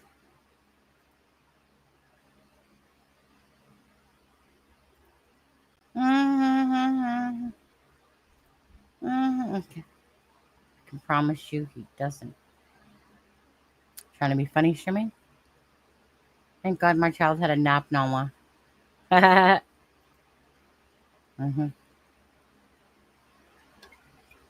Things either I'm really hot, which I am, Oh, this is really good. You know when something kind of tastes like crap, but you think it tastes better than it does because you're just really fucking thirsty? That's what's happening. I think it's an okay drink, though. Okay, another thing I'm going to show you that somebody sent me. There's not really any guesswork here. Anyone that knows Durwood's Facebook, they can't see it, but right here, it's the same thing. So anyways, this is from Darren's Facebook. Somebody sent me. I'd actually have to care to go see his shit, but I don't. But somebody did send it to me. So it said, and he obviously doesn't know how to spell Hayden, but whatever. He's a man. Had a really nice visit in the Bible Hill yesterday with Patty, Hayden, Hayden's girlfriend, and a couple of Hayden's friends. He said 3 Haydens that time. Best visit we had in a while. No stress. Hayden's learning some guitar chords and tunes. Hold on. Need a break. Hayden's doing good at it. Seems like his girl and friends are good people. Patty has decided to have her heart operation, and it seems is in really good spirits. We talked about the children for 30 seconds. 3 days ago. 3 days ago. You guys can go to Durwood Grady O'Grady's freaking Facebook yourself. I was just sent it. I'd have to care what he has to say, but someone sent me this, so I'll share it with you. No, like I said, his little avatar, it's the same. Okay. Plus, I know it is. We talked about the children for about 30 seconds. We both agree that there's a lot obviously wrong and somebody's playing a nasty game. Huh. Daniel Martell, if you can please step forward. Daniel Martell. She wants them home. She's the most genuine person who really cares. I actually agree with this. I think Patty does really care. I think her and Malaya have a nice bond versus Malaya and Cindy. We played a few tunes. I smiled. She smiled. We hugged. And like she always told me, she loves me forever. Well, somebody's got to love that fucking face. Swear to God. Usually it's only a face a mother can love, but in this case, I think Patty loves your face too. You're probably right about that too. That's truthful. She told me she loves me forever, as do I. Beautiful visit. Almost endearing, isn't it? Almost. Almost. Patty's probably the good person here. Darren, not so much. But it's okay. I still love you, Darren. Lies. It's all lies. Telling you right now. Anyways, wanted to share that with you. Go ahead. Go get the ice cream. Wait a second. Yeah, 3 days ago. I guess I'd just go to his Facebook. Hey, Brittany. Hey, Brittany. Hey, Brittany. Mind you, whenever I think of Brittany, I can't help it, honestly. Whenever that song came out that was like, oops, I farted again. Do, do, do, do. I can fart pretty good, by the way. It's just an FYI. One of my many talents. Do, do, do, do, do, do. Do, do, do, do, do. Praying for Patty's surgery. Absolutely, Diane. Absolutely. She does seem like a really great lady, to be honest with you, from that.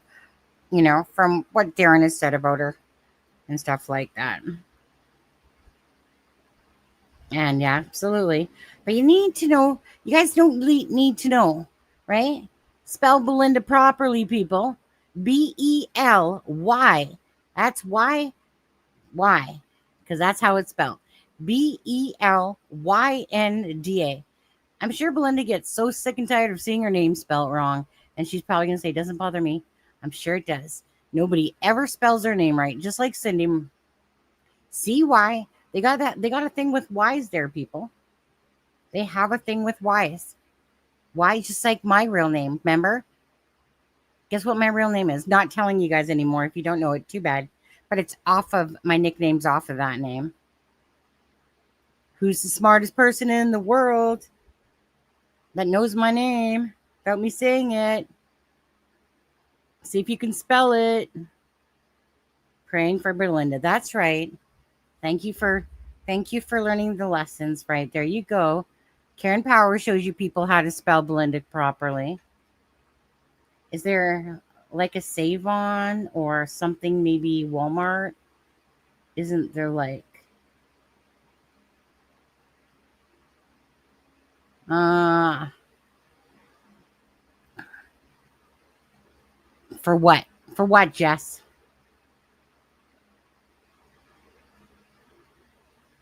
Who was the guy that would do Michael Jackson videos?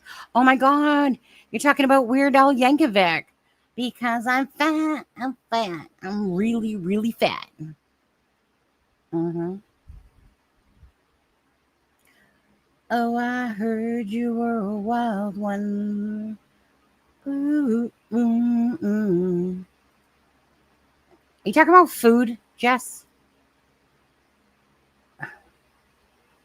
I want an ice cream as long as oh, I see. Gotcha. Talking to Gren? Okay. Now,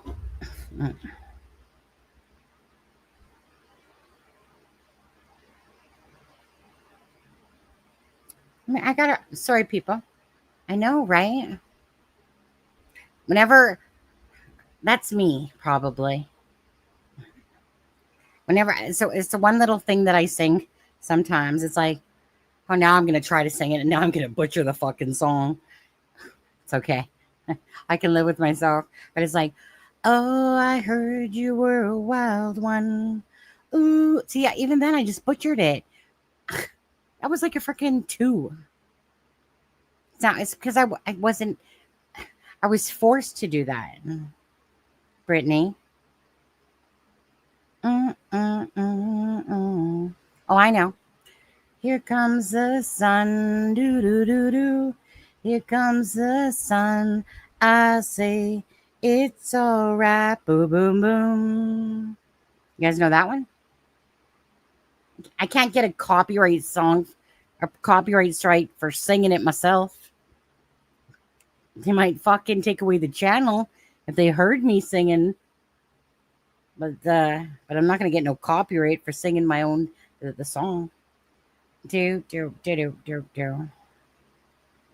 You know what sucks is when you can write songs and then they bellow out of my lips, and it's like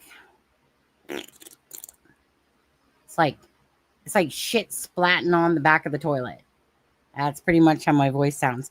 My husband, he always is like, baby, those tones nobody should have to listen to. Yeah. Oh, of course, Mark. Right. Hey, Mark, have you been winning at poker lately, by the way? Nah?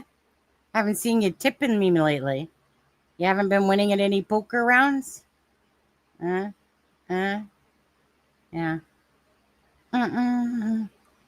Oops, I farted again. Oh, yeah, my husband, he does too. You know what gets me, actually? I'm just going to say this. This is a whole FYI. When I totally blast a good fart, you know what, my husband, he's like, oh, my God, stinky bitch. I'm like, but when you fart, it's okay, right? He'll literally be like, wait, Jess, be nice to me. I'm sick. I'll sick Sunny on you. I think it must be a finger night. Finger licking good, KFC. Finger licking good. Great. So there's okay, so 1 second. Is this Mark? That's why I said it. Reverse psychology, bitch. I'll acknowledge that in a moment, Mark. $9.99. You're awesome. Thank you. Just On the net. I'll acknowledge you in a sec, Mark. Fucking fell for that reverse psychology shit, though. I'll tell you that much. So is this. See, I'm smart. I'm smart. Hold on. So is this. Oh my God, my eyes trying to look at a phone. Freaking iPhones. Wait. I'm so tired. Ignore me on that one. Now, oh my God. Mark, happy July 31st. So what's the tip? What's the tip? Just the tip. What's the tip though? Is Jack and Lily going to have justice tomorrow on August 1st? Is that going to be the tip? Mm-hmm. So kind of you, Mark. I never would have expected that, to be honest with you. Just teasing you. Not really. Yes, I am. No, I'm not. Yes, I am. I can't sing it all. Always made me sad. Yeah, my ex-husband, okay? So, you know when you're driving down, right? Going down the road and the songs are blasting and stuff like that, and you think you can sing even if you can't sing? And my ex-husband, he was such a dick too. He would literally say, like, do you want me to stop the vehicle right now? And I'm like, you're kidding, right? And he's like, I want to listen to the song, not you. Like, you want to talk about a killjoy, buzz killer, right? So I'd have to sit there to myself. But who fucking takes that away from somebody? Right? Like, and he was serious. And so Matthew, whenever I would start singing, okay, I mean, trust me, I got about a 3 voice. I get it, okay? But it's not the worst thing ever out there. And so my son would sit there and say, Mom, can you stop singing, please? Dad's trying to drive. Can you knock it off, please, Mom? Really? I'm so sorry that my voice is interfering with the fucking entire world at this moment. Thank you so much. So then for my ex-husband to make the same comment, hurtful. Just saying, a little hurtful. Because I think that I'm a 5, not a 3 in my own world. And I don't care. I don't care. Yeah. And if I want to fucking make birthing sauce every fucking day too, I will. That's it. Yep. You just got a tip, did he say? Yeah. And the tip was nothing. He didn't give me a tip. I'll give you a tip though. Next time, can you make that $19.99, please, Mark? I feel like you owe it to Sunny. To Sunny. And if I had to say another person, Sunny. Definitely Sunny. I think Sunny deserves it. Really, Mark. Okay? You know your gambling nights, if they've been good to you. You know exactly where you're supposed to spend your money. There was a person earlier that I booted that tried to tell me that I had to give up all my money, right, for Jack and Lily. All of it. Every cent of it. Why? Because people like that don't donate, they want to hate. Not me. Love you, Mark. Reverse psychology, though. Okay? Oh, wait. Michael Jackson. Oh, yeah. I remember that one. That song never got out of my head either when Weird Al Yankovic saw it. Literally. Explore my mind out of the gutter. Tinkerbell, you're thinking about Janie's cupboard again, aren't you? Aren't you now? She doesn't have sex toys in there. She already said she didn't. Okay? She already said she didn't. That's why Sen has such a horrible fashion sense. Do you have a question, Garnetta? Stand in line. Garnetta, if you could just stand in line like Janie's people there in that private group chat. They were just lining up left, right, and center. Can I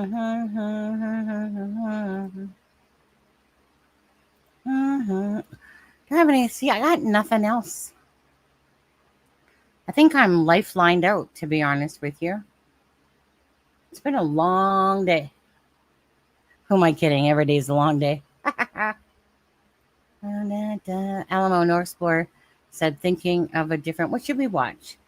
Well, you know what? Let's watch another one of Tint's videos here. Oh, let's watch.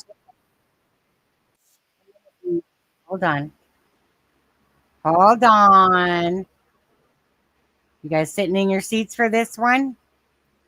All right, it's a whole minute and 9 seconds. Don't be haters. Share screen. You're welcome. Ready? Okay. We'll start it from the start. This is literally at 350. I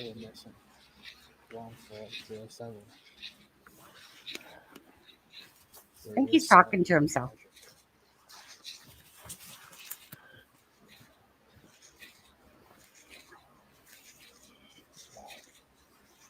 See the guys here?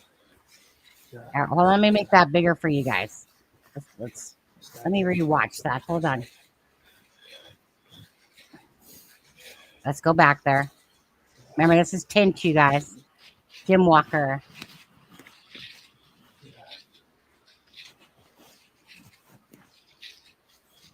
House. Killer missing. 1407. Very sad. Tragic.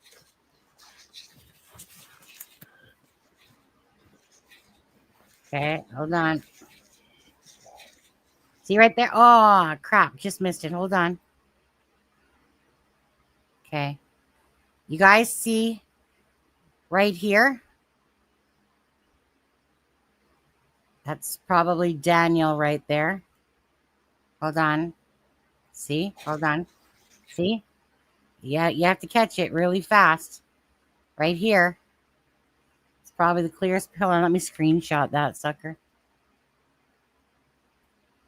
What else we got in there? Okay. See the guys here? Yeah. Daniel chopping some wood. Look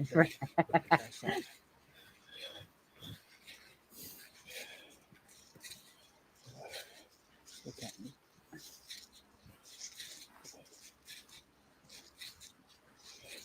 Best luck!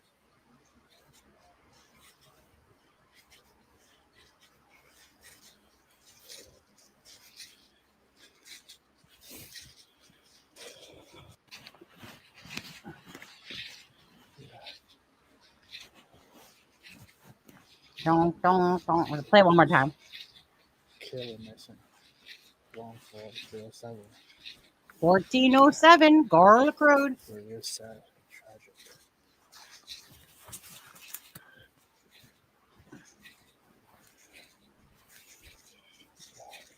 See right there? See the guys here?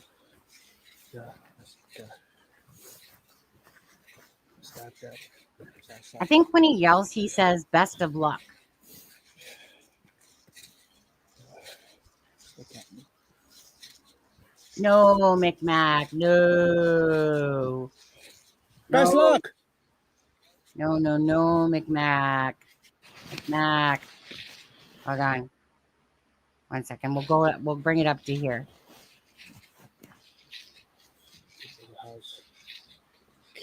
Come on. Come a little faster. Okay, right there. Yeah. Hold on. Get back here. See the guys here? Okay, there we go. No, McMac. No. No, this isn't the Earl video.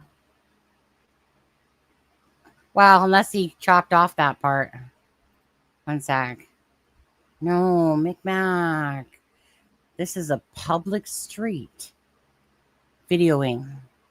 1407 Gairloch Road. Shh. McMac. Shh.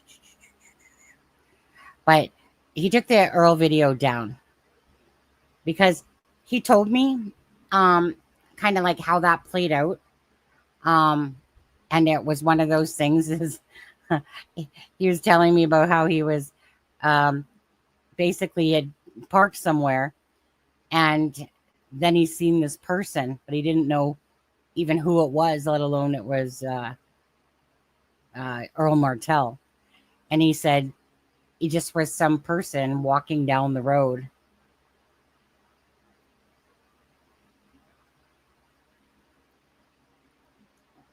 Sarah, who are you talking about? Don't be too hard on who? You talking about Daniel? Or are you talking about Tint? Because I'm talking about Tint. Saying don't be too hard on them. I ain't talking about any of the Martells or Mackenzies.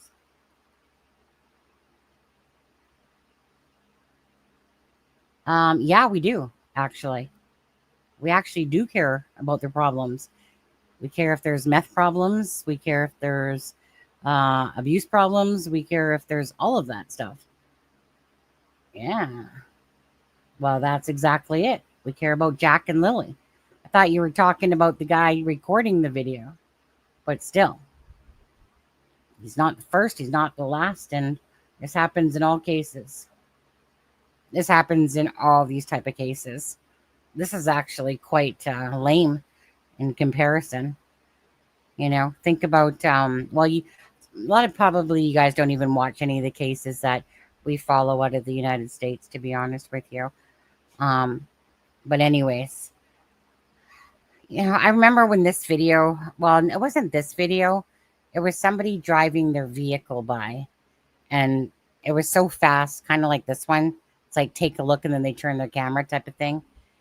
And, but I remember somebody driving by, it was a vehicle and it was like, you know, they took a like, it's like a fast shot. I've been avoiding face. Well, I'm not a big Facebooker. I like my messenger to message people and that's about it. As for drama from Facebook groups, I'm not into that shit at all. And I pretty much avoid that shit when I can, to be honest with you. Anyways, that's Tint's TikTok channel. I'll drop it again. Maybe you guys wish to go, whoever has TikTok, maybe go wish to, what do you want to call it? Subscribe, follow, whatever it is on TikTok. Tiki-talkie. I haven't actually posted a video in a long time, to be honest. Sunny has a TikTok channel. Did you guys know that? Did you know? Did you know that? Let's look for my channel. What's my channel? What is my channel? Frick is my channel? Whoops, I should be typing. It's criming.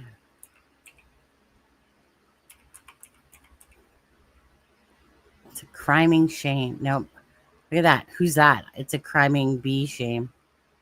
Oh, here's my channel. Oh, well, there's a 10-year-old picture right there. See? I was posting for a bit. Oh, this one was funny. Okay, you guys got to watch this one with me on here. So, Delphi case. There's lawyers for the defense. Okay, and then, of course, the prosecuting lawyer, which was Nick. And Nick, we called him Nick the Slick. Okay, on this one. But this was Rosie. Rosie. Okay. He was the defense, one of the defense lawyers for Richard Allen, okay? So, I mean, this guy was hot to look at, not gonna lie, okay, guys? This guy was pretty munchous. Anyways, this video always cracks me up.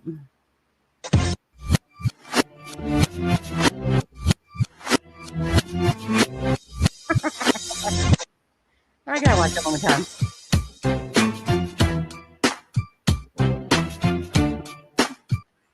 Okay, so that's Brad Rosie, you guys. Honestly, so he's like a well-known lawyer. And when anyone that ever followed the Delphi case at all, like I said, you know, he's a hottie. But when I saw him do this, I was just like, oh my God, this guy is hilarious. Bet you he's a lot of fun, to be honest with you. Okay, you guys couldn't even be asked that I'm using my own TikTok. There's been some whoppers this week, Sonny. Another Brian Koberger. Oh, yeah, absolutely. Oh, another Brian Koberger on the loose, right? Oh, my God, look at that. You know, the quadruple murders the other day. Justin and Clutch Them Pearls, I guess, was covering it and stuff like that. On what audio? I was saying, where is Jenny talking on this audio? I'm confused. I am confused. So this whole live and yesterday's live is Janie's audio. What do you mean, Sarah? Oh, yeah, I'm crushing.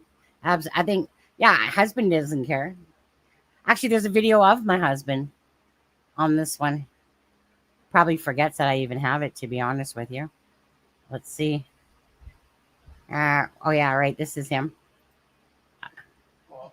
Want to be on TikTok? Are you sure? Yeah. One sec. Anyway.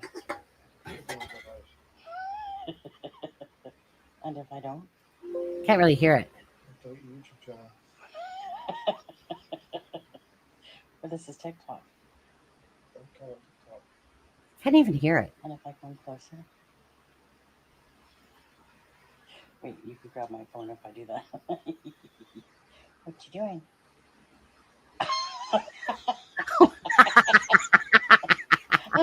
Oh my God. I need to play that. You guys, I need to play that for Kent. Remember that live last week where Kent was going fucking 3 knuckles deep for 3 minutes on the live? I should have showed him that one. Janie answered questions by speaking to messengers. How I understand it. Absolutely. So she was right. So Janie was in a private message room, right? And so she was in there on the 13th and 14th of July, okay? And I believe even a little bit on the 15th. By that time, she had nothing more to say, to be honest with you. Same shit, same pile. But anyways, so of course I had saved all the recordings. Yes, they did go to RCMP. But anyways, so I put them all together for the fact of them going to RCMP. And anyways, he made sure he made you stop filming. I know. Like, you want to be on TikTok? He's like, no. But anyway, so yeah, so just wake the fuck up. But anyway, so that was, yeah, just 2 days worth of 2 hours and 37 minutes of let's see here, of my husband, or my husband, of Janie speaking. And one second. You guys, it's sunny time. Stop. Actually, 1 second. Let me see. Let me find another one. Okay. Let me find another one. Which one? Oh, damn. Fucking white as a ghost there, don't I? Oh, shit. Some of these look like a fucking ghost. This is a very sad case. Still not solved. Oh, what the fuck am I doing here? Talking, obviously. Hey, everyone. I'm Sunny. Oh, wow. Fuck me and my volume as well. Look at this. Justice with It's a Crime and Shame. And guess what? Today at 4 p.m. Eastern Time, we have a Rachel. Okay, that's Rachel Morin's case. Holy shit. So that's what my hair was supposed to look like a couple weeks ago. Back to mahogany. Damn. Oh, yeah. These are some lookers right here. All right. Hold on. There was a video. Hold on. Let me see if I can find it. Remember ICQ? Anybody remember ICQ? What the fuck is this one? Oh yeah, here's one. Detective Nut at your service. I like to wash nuts. I like to eat nuts. I like to walnuts. Yeah, walnuts. Okay. I go after bros, hoes, cheaters, beaters. What do you need? Call me crazy. Call me a nut. But I'm the nut for you. Detective Nut at your service.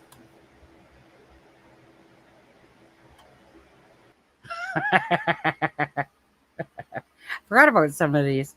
Wait, I not gotta keep scrolling each time, man? Okay, wait, where's the tampon one? Oh, wait, there's my husband again. Hold on. So what did you do to your finger again? No. That's what I did to it. Is that what you did to it? Actually, yeah, that's what you did to it. And how did you do that?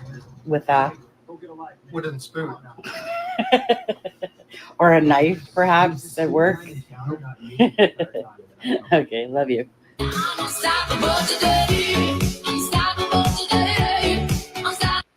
So what did you do to your finger again? Yeah. No. That's what I did to it. Is that what you did to it? Actually, yeah, that's exactly what you did to it. And how did you do that? With a wooden spoon. or a knife, perhaps, at work? Okay, hold on. I gotta scroll. Oh my god, what's this one? Oh, that's when I was making fun of Keegan. This is from the Delphi murders. Oh, hold on a sec. What does this one do?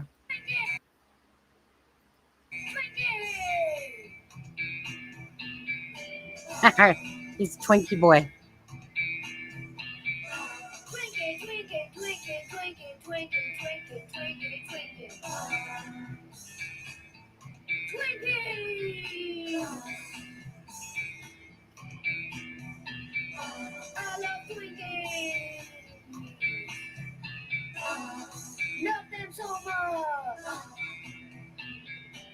I Love Twinkies is sponsored by Eat Right and Stay Healthy. Have your Twinkie today. We know Kagan does. Or 5 or 6 or 7 or 8.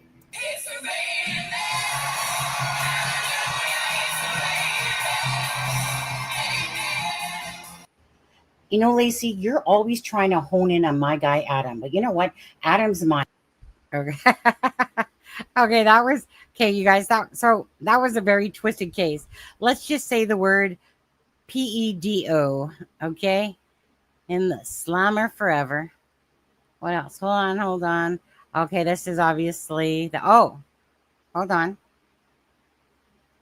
Let's see, which one do I want to go to? The pickle? Oh, I'm a pickle, and it's snowing. So what do you think I'm going to say? Short and thick will do the trick. Long and thin will get it in. That's my gift from me to you. Merry Christmas. I'm a pickle, and it's snowing. So what do you think I'm going to say? Was that it? That's all for that one? Short and thick will do the trick. Hold on. There was one here. So there's one I was specifically looking for here. Oh, hold on. What? Jonathan Lee Riches, what the heck are you doing in Delphi? Yep. Do. I wouldn't want to touch this. Or that. Sunny time. I can't touch this. We all live in a yellow submarine. What? Jonathan Lee Riches, what the heck are you doing in Delphi? You guys have to know some of these cases to understand some of that humor. Oh, hold on. Watch this one. Hold on. Go, Granny, go. You guys got to watch this one. Go, Granny, go. Hey, everyone. This is Sunny Justice from It's a Crime and Shame. So I wanted to share this story with you that happened on September 2nd of 2022. I'm going to call it Go, Granny, Go.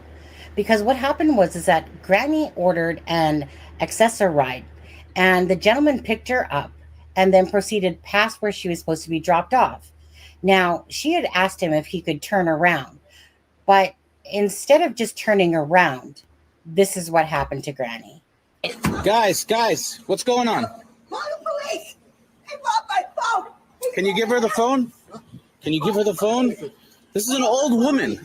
Please! Hello? Please! Can you not do that? Can you not stop and run away? You're gonna have to run over. Whoa! The horrifying moments captured on camera and posted to Twitter. of an accessorized driver dragging his 78-year-old passenger out of the car. This is an old woman. The dispute starting when the taxi driver, identified by his employer as Mohammed Ahmed El Sakran, drove past the woman's destination, according to the NYPD. Police say Catherine Shine asked him to go back, but he refused, pulling her out and onto the ground instead. Call the police! You can see the woman struggling to get up, her cane in hand. They robbed my phone! A good Samaritan intervening to help her, and he too was allegedly struck by the driver, according to police. You're gonna have to run over. Whoa! Whoa! I was just trying to stop him from leaving. I obviously, in hindsight, it wasn't a good idea. Police say the woman was taken to a local hospital and is expected to recover. Okay, wow, right? I mean, go, Granny, go. That cane's going everywhere on the guy. But at the end of the day, stuff like this always needs to be shared. It's for the fact of putting awareness out there and not letting people get away with such tragic events as what happened to Go Granny Go with the cane. Thank you very much. Okay. I remember that. Go Granny Go. Hold on a second now. There's husband. Okay, hold on. Oh. You're welcome. Men, do you ever want 3 to 7 days a month to yourself? Well, let this video be your cure. What you gonna do? You can't run. You can't hide. I'm gonna come for you each and every month. I'm gonna be your worst nightmare. What you gonna do? What you gonna do when I come for you?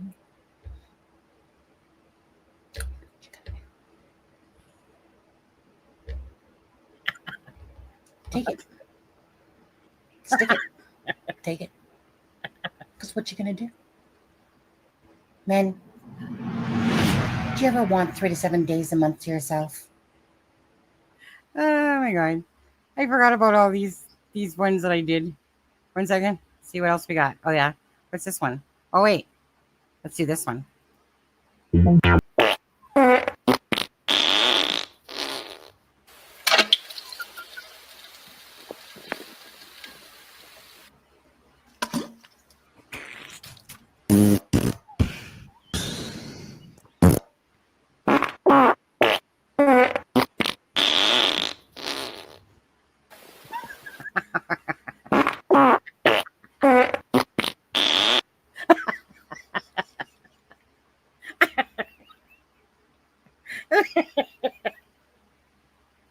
Oh my god. Totally forgot. What's this one? Did I already play this one? What's this one? Thinking of you. Who's this one? Eat my snow. Okay, that was a Christmas one, obviously.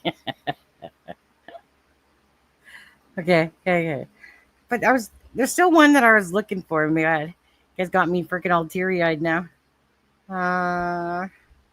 3D. Still one. Oh, there's my kitty cats. Do. That one's sideways. Oh, there's my kitty cat. There's Bambi. What's this one? Well, wait a minute.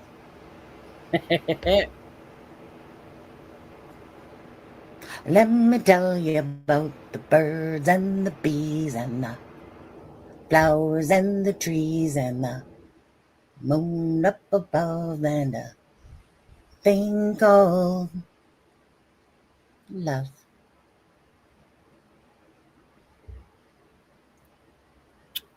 Aw, that's for you guys.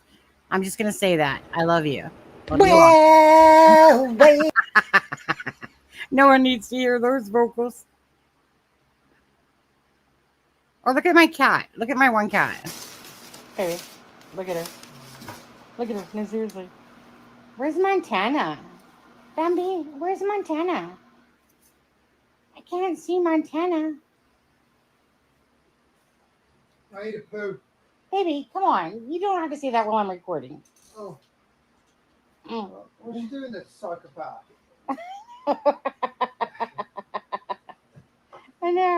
I Esther, where's Montana?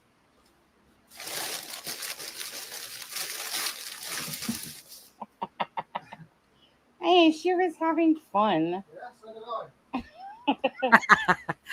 He said, yeah, so was I. Okay, but that's still not the video. There's still a video. It's a fucking, it was like a Grammy Award winner. Where the fuck is it? What's this? Well, that's my husband gaming. Oh, what's this one? Don't play that too long or else I'm going to get a copyright strike. You guys, I'm just still trying to find it. Hold on. Oh, this is the guy that fucking snuck out of jail.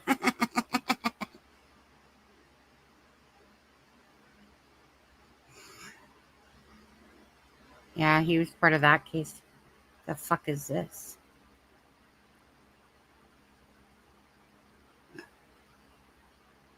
What is this one? Hey everyone, this is Honey Justice from It's a Crime and Shame. So a couple days ago, I said I was going to drop a Lucy Luppy video, but because I love creating, I kept wanting to add more and more. Yeah, boring. I'm boring myself. This is the one that just went, got convicted of the Idaho 4 on that one. These cases. What the heck is this? Baby, did you know that there's a sucker born every minute?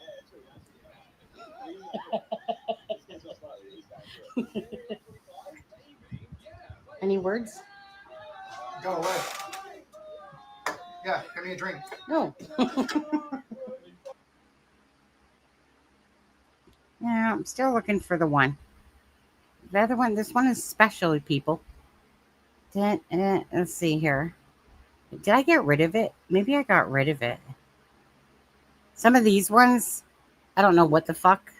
It's like all of a sudden some stupid, look at that. Community guidelines violation. For what? For what? What's this one? All right. You guys remember that, right? A big fucking ball that was over. Far from its planned course. The Chinese side regrets the unintended entry of the airship into U.S. airspace due to force majeure. Hey everyone, this is Honey Justice from It's a Crime and Shame. So first and foremost, can you hit that subscribe button if you're not subscribed to this channel? Secondly, if you can give this video a like and a share. And thirdly, I'm going to tell you exactly why that Chinese, well, it looked like a big piece of bubblegum in the sky, but apparently it was this Chinese balloon that was navigating its way over Montana. But I'm here to give you the real facts about why exactly this balloon was over Montana. Take a look. From Montana.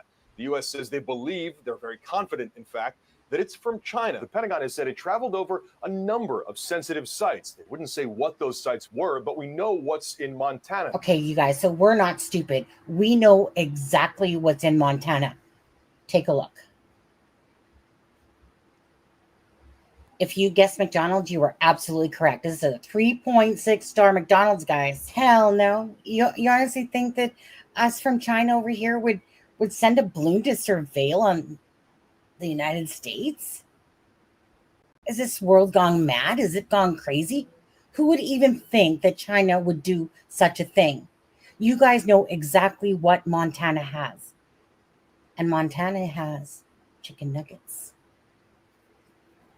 Premium chicken nuggets. Not just any chicken nuggets. Premium chicken nuggets. And that's why that China balloon flew on over, pushed its way on over to Montana.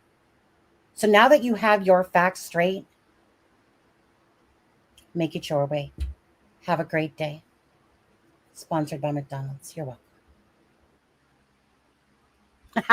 You guys remember that? You guys, I don't know if some of you guys remember that whole balloon thing that was floating. Let's see here. Oh, this is the sad case of Harmony Montgomery, this one. Let's hold on. Sad Harmony. Okay, you guys, so with the Harmony Montgomery case, it's so disturbing. But how many of you went OMFG when you heard this from Kayla today? It was so disturbing. Yeah, that's one of the, like you said, convicted without a body. That was Harmony Montgomery's case. What's this? Oh, that was, remember Lisa Marie Presley? What's this one?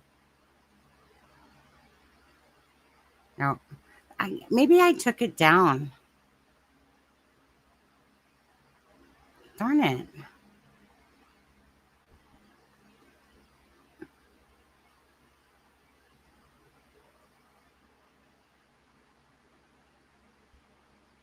Oh, I love this song.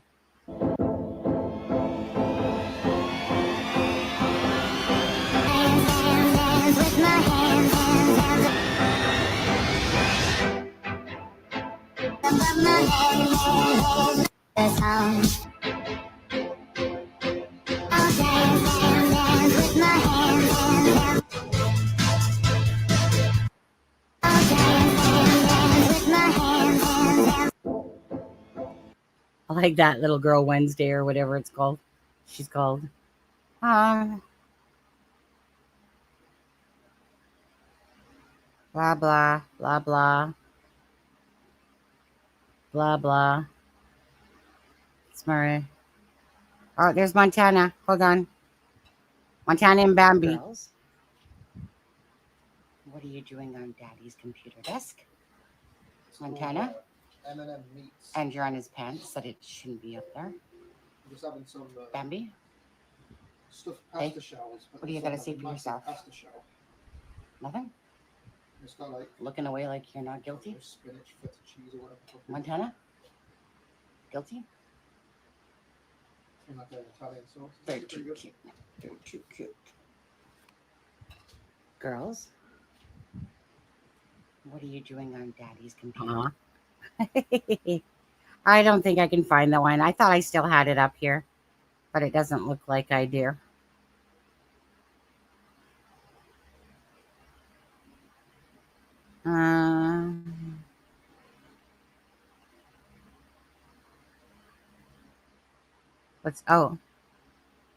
Wait, what's this?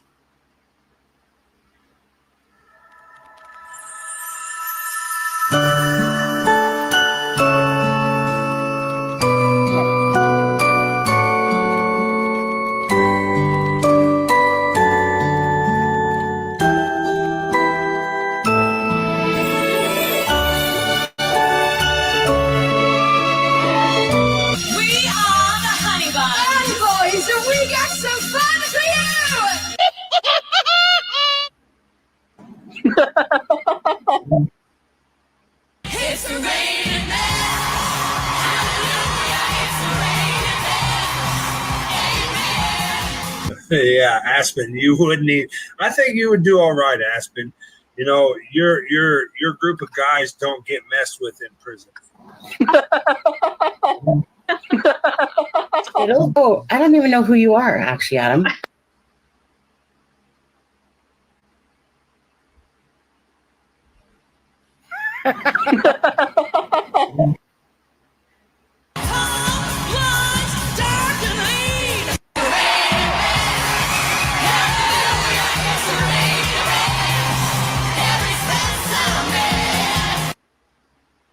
I'm serious. That your group of guys may have all the drugs, and like you guys, outside of gang members, I'm telling you, you guys are like the the ones that have thoughts. The gay guys in the joint have access to everything. They actually kept me. They kept me, every time I got into a fight, they healed me. I swear to God, like they put Vaseline on the cuts. To keep the grease.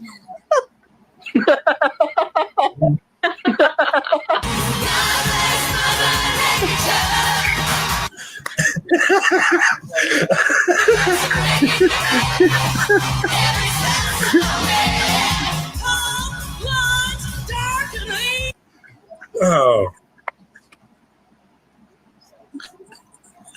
So, oh, that was good. Sonny said, "Tell us more, Blaine, how good Adam has it."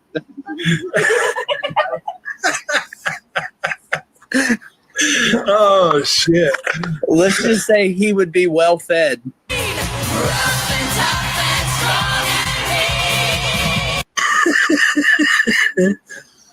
Sorry, Adam. Sorry, Adam. We love you, bro. Oh shit. Oh, that was definitely worth it. They're passed around. They're passed around. I mean, real talk. That's like Adam.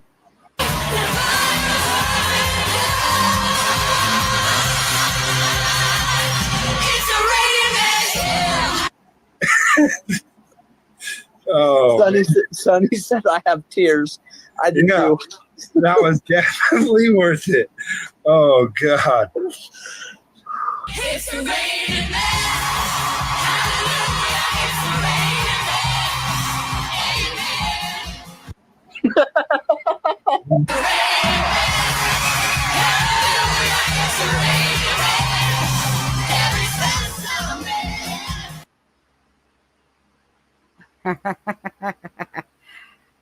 That was funny. Okay, so whoops, I'm not even on the screen. Okay, you guys, that one right there that I just played for you, actually. Yeah.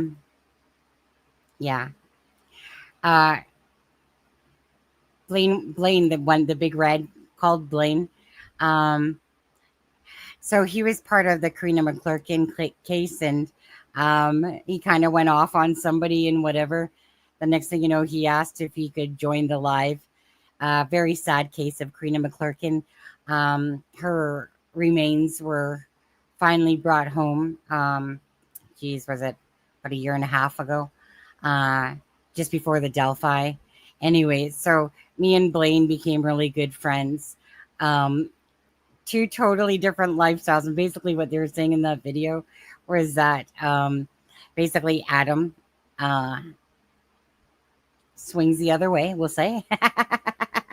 And Blaine was saying in prison how that the ones that swing the other way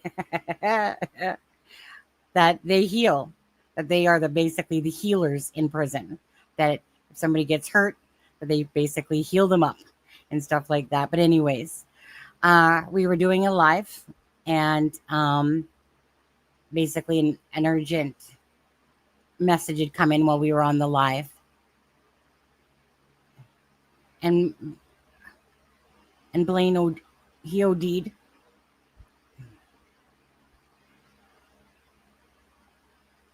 And he died on that day. That was and I can't honestly remember the day now. It was like, shit. It was 2.5 years ago. I'm trying to think of the date. October. Anyways. Duh.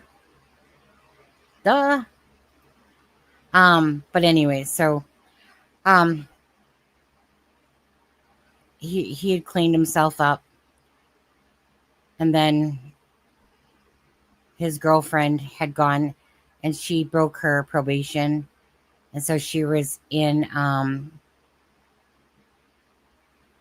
like the rehab or whatever it was, correctional center. And Blaine was on a live, and I thought he was drunk. I knew something was different because Blaine wasn't acting the same. Anyways, we live two different lifestyles, totally different tracks. And yet me and him, we were really great friends. That's why I'm saying, so judging people for who they are, what they are that way, I could care less. He started bringing up a YouTube channel because he was inspired and he wanted to change, and meaning he was clean for quite a long time. But then like my niece, he had a setback. But that setback cost him his life because it was, I think, a mixture of fen. It was like a bad concoction of fen and meth together. And so, yeah, as we were on the live, we learned that Blaine had passed away up in the attic from an OD. when my niece was on here last week, I don't know how many times she's OD'd, to be honest with you. I'm amazed she's still alive. Anyways, seeing that one again, that was such a funny live on Blaine's channel. And so I couldn't help but make a video of it when he said that, well, we'll just call a spade, when he said that gay people heal in the prison. They're actually the healers that take care of them.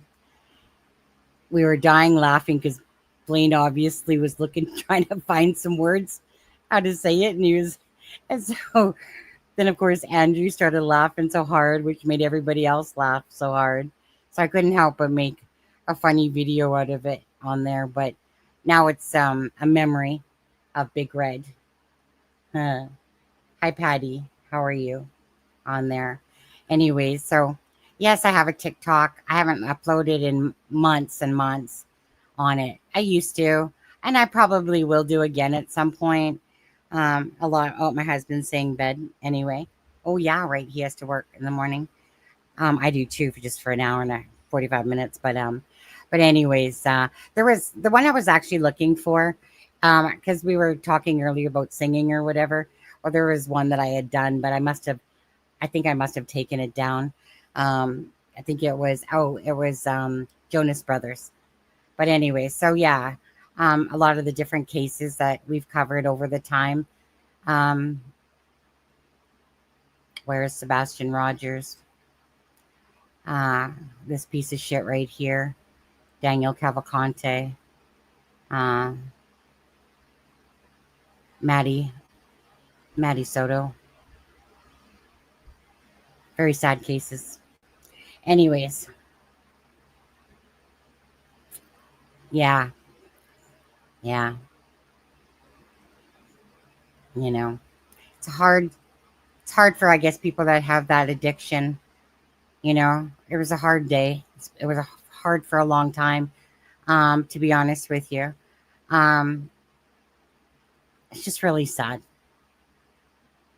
He was a really good guy, even though we were from opposite sides of the tracks. He could tell us everything about the prison side, all that stuff. I couldn't tell you a lick about that stuff. Never been charged with anything. Don't have a criminal record. I don't have anything like that. But yet we were really, really good friends, all because of following a case. Anyways, rest in peace, Big Red, for that. And let's go back to, I'm just going to add it to on there. Again, if anyone does want the full audio, just email me at Crime and Shame. I'll get to it tomorrow. If people do want it and, you know, have it for themselves. If you are a creator, just make sure you give a shout out to the channel instead of trying to take clippings from, you know, the live and stuff like that, because no one, I'm pretty sure like almost nobody or close to nobody had all the clippings.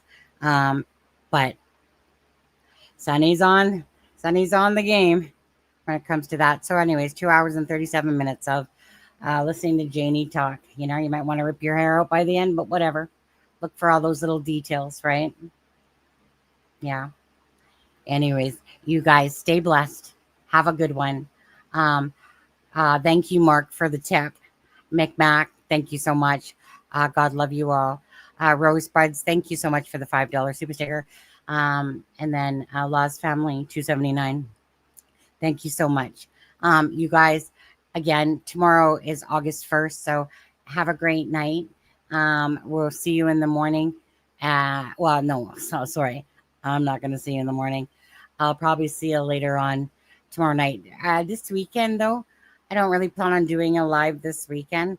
I want to go visit my sister, see what's going on with her house selling and where she's planning on moving to, which province and stuff like that. But anyways, so I'll see how it goes tomorrow. We'll see. I'll probably do one, but we'll see. Okay, guys? Anyways, you guys stay blessed. Jack and Lily, Jack and Lily's Voices. If you never hit the like and the share, please do so on there. And good night, beautiful people. Thank you so much. Good night, guys. A Norfolk night.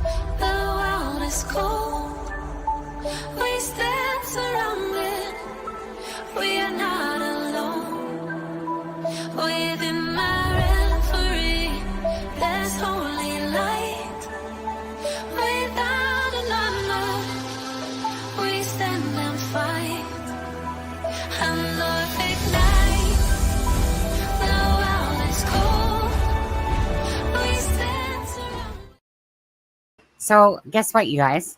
I literally totally, I got lost in thought there as I was playing that out.